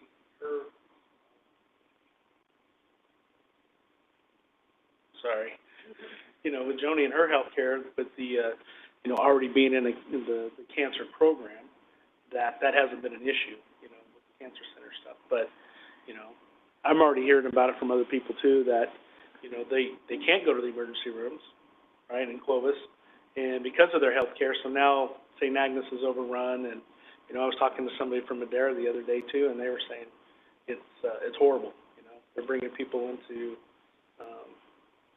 St. Agnes as well, and tough. Well, and Valley Hopefully Children's, they come to a solution soon. and Valley Children's is getting adults now, and we don't do adults at all. Yeah. But if you're having a heart attack and you live in Oakhurst, you're not gonna drive to Clovis. They're downtown. Right. So the whole system is about to implode. So I think if you wanted to write a letter as an individual right now, that's probably the right way, unless, I mean, Vaughn and I probably you wouldn't write to your employer. Take my advice. You wouldn't write to your employer. But I mean, I think it's legitimate that citizens need to rise up, because the healthcare system, Madera is just the first hospital to go. There are two more that are just this close right behind, and so the regional network of healthcare is not good. So I think just from a Clovis perspective, there's some sense that we'll just send everybody to Clovis. That's actually not a good solution either. So there's a whole bunch of reasons. So I think it's an important issue, but as a citizen, as an elected official, you could do that if you would like to do that. I thought you guys had settled that. No, huh? Still working on it. Okay. Is that it, Mr. Bessinger? Just two items. I want to share that I went to the Celebration of Life on Saturday for Dr. Fareed Nader. And I did not know him, but when I left, I felt like I did. And it was really it was wonderful, and they were so grateful for the city, so thank you for the proclamation that no one read except me. And FCTA also presented a proclamation. It was really, probably 80, 90 people there, students. It was wonderful. So when you drive on 168 and you see the Professor Fareed Nader overpass exchange, that is this man. He was part of the design team on 168. So it was actually very sweet. So that was kind of fun. And then a question from a citizen. Fruit stands. Changing gears, literally. Fruit stands. So, for example, there's one it looks like maybe the right-of-way at Clovis and Nees. There's others. Are they in city right-of-way? Do they have permits? How do you operate a fruit stand in the city of Clovis? If they're in the city right-of-way, they definitely do not have permits, and they're operating at risk. And if we had a location, we could take a look at it. Why don't you take a look at that one? There was another one that I saw, now I can't remember where, I didn't write that one down, but the one at Clovis and Nees. And what, Clovis? Yeah. I just think it's worth, they're kind of they're not in the travel lane, obviously, but they're in what's likely some kind of an easement or city right-of-way, so it might just be worth looking. We can do that. That's all I have. All right, it is way past my bedtime. Oh, sorry. Why did I go next? No. I thought you were done. I was only responding to. Oh, I'm so sorry. I got confused. Wrong. I'm so sorry. Yeah. Sorry. I think Mayor and Councilmember Bessinger and myself, we were at Officer Carrasco's memorial. That was very touching, and I want to thank our officers for all being there and just seeing that procession and on the freeway. I stopped on the bridge, just looking. It was very touching, very, very moving. A great show of support for them. Can I say one thing Yes. about that? I'm sorry. I was super, you know this world, both you and Matt, but I thought when it said that the sheriff and Fresno PD and Clovis PD stood vigil by his casket the entire time, so he was never alone, was awesome. So, just to add that, that was very impressive, very awesome. No, Thank you. I guess a personal comment on that is, when someone does their duty, does their job, and gets killed, it seems like no one's up in arms. But when someone who's breaking the law gets killed, it seems like the community gets up in arms, and it showed sort of, I expected more of the community to be in that audience or to show support for someone who was just doing their job, and a young man, and so expectant father. And then we met with Speaker McCarthy earlier last week, and then Andy and I went to meet with the British Deputy Consul for EDC event, and so that's all I had. Thank you. Good. And you and Diane had lunch with Kevin's staff on Monday? Mm-hmm. Yes. Okay. And I need to interject one more thing. I forgot. I will not be here on the March 6th meeting. I had a previously scheduled before election and everything trip planned, so I will not be here March 6th. Noted. Thank you. Yeah, did we tell you about the souvenir policy? That's a policy. Okay, it's written down, it's like I got very that specific. well in advance, and I had a chance to review it. Okay, do you want to edit it all? Yeah. No. And equitable souvenir. Well, that leaves it up for interpretation. It certainly does. All right, with that, we will adjourn this public session. We'll go into closed session on the 3 items that are on our agenda. Scott, any action? We are not requesting action on any of the items tonight, And so we there are should be not no report requesting out. action. All right, thanks, everybody.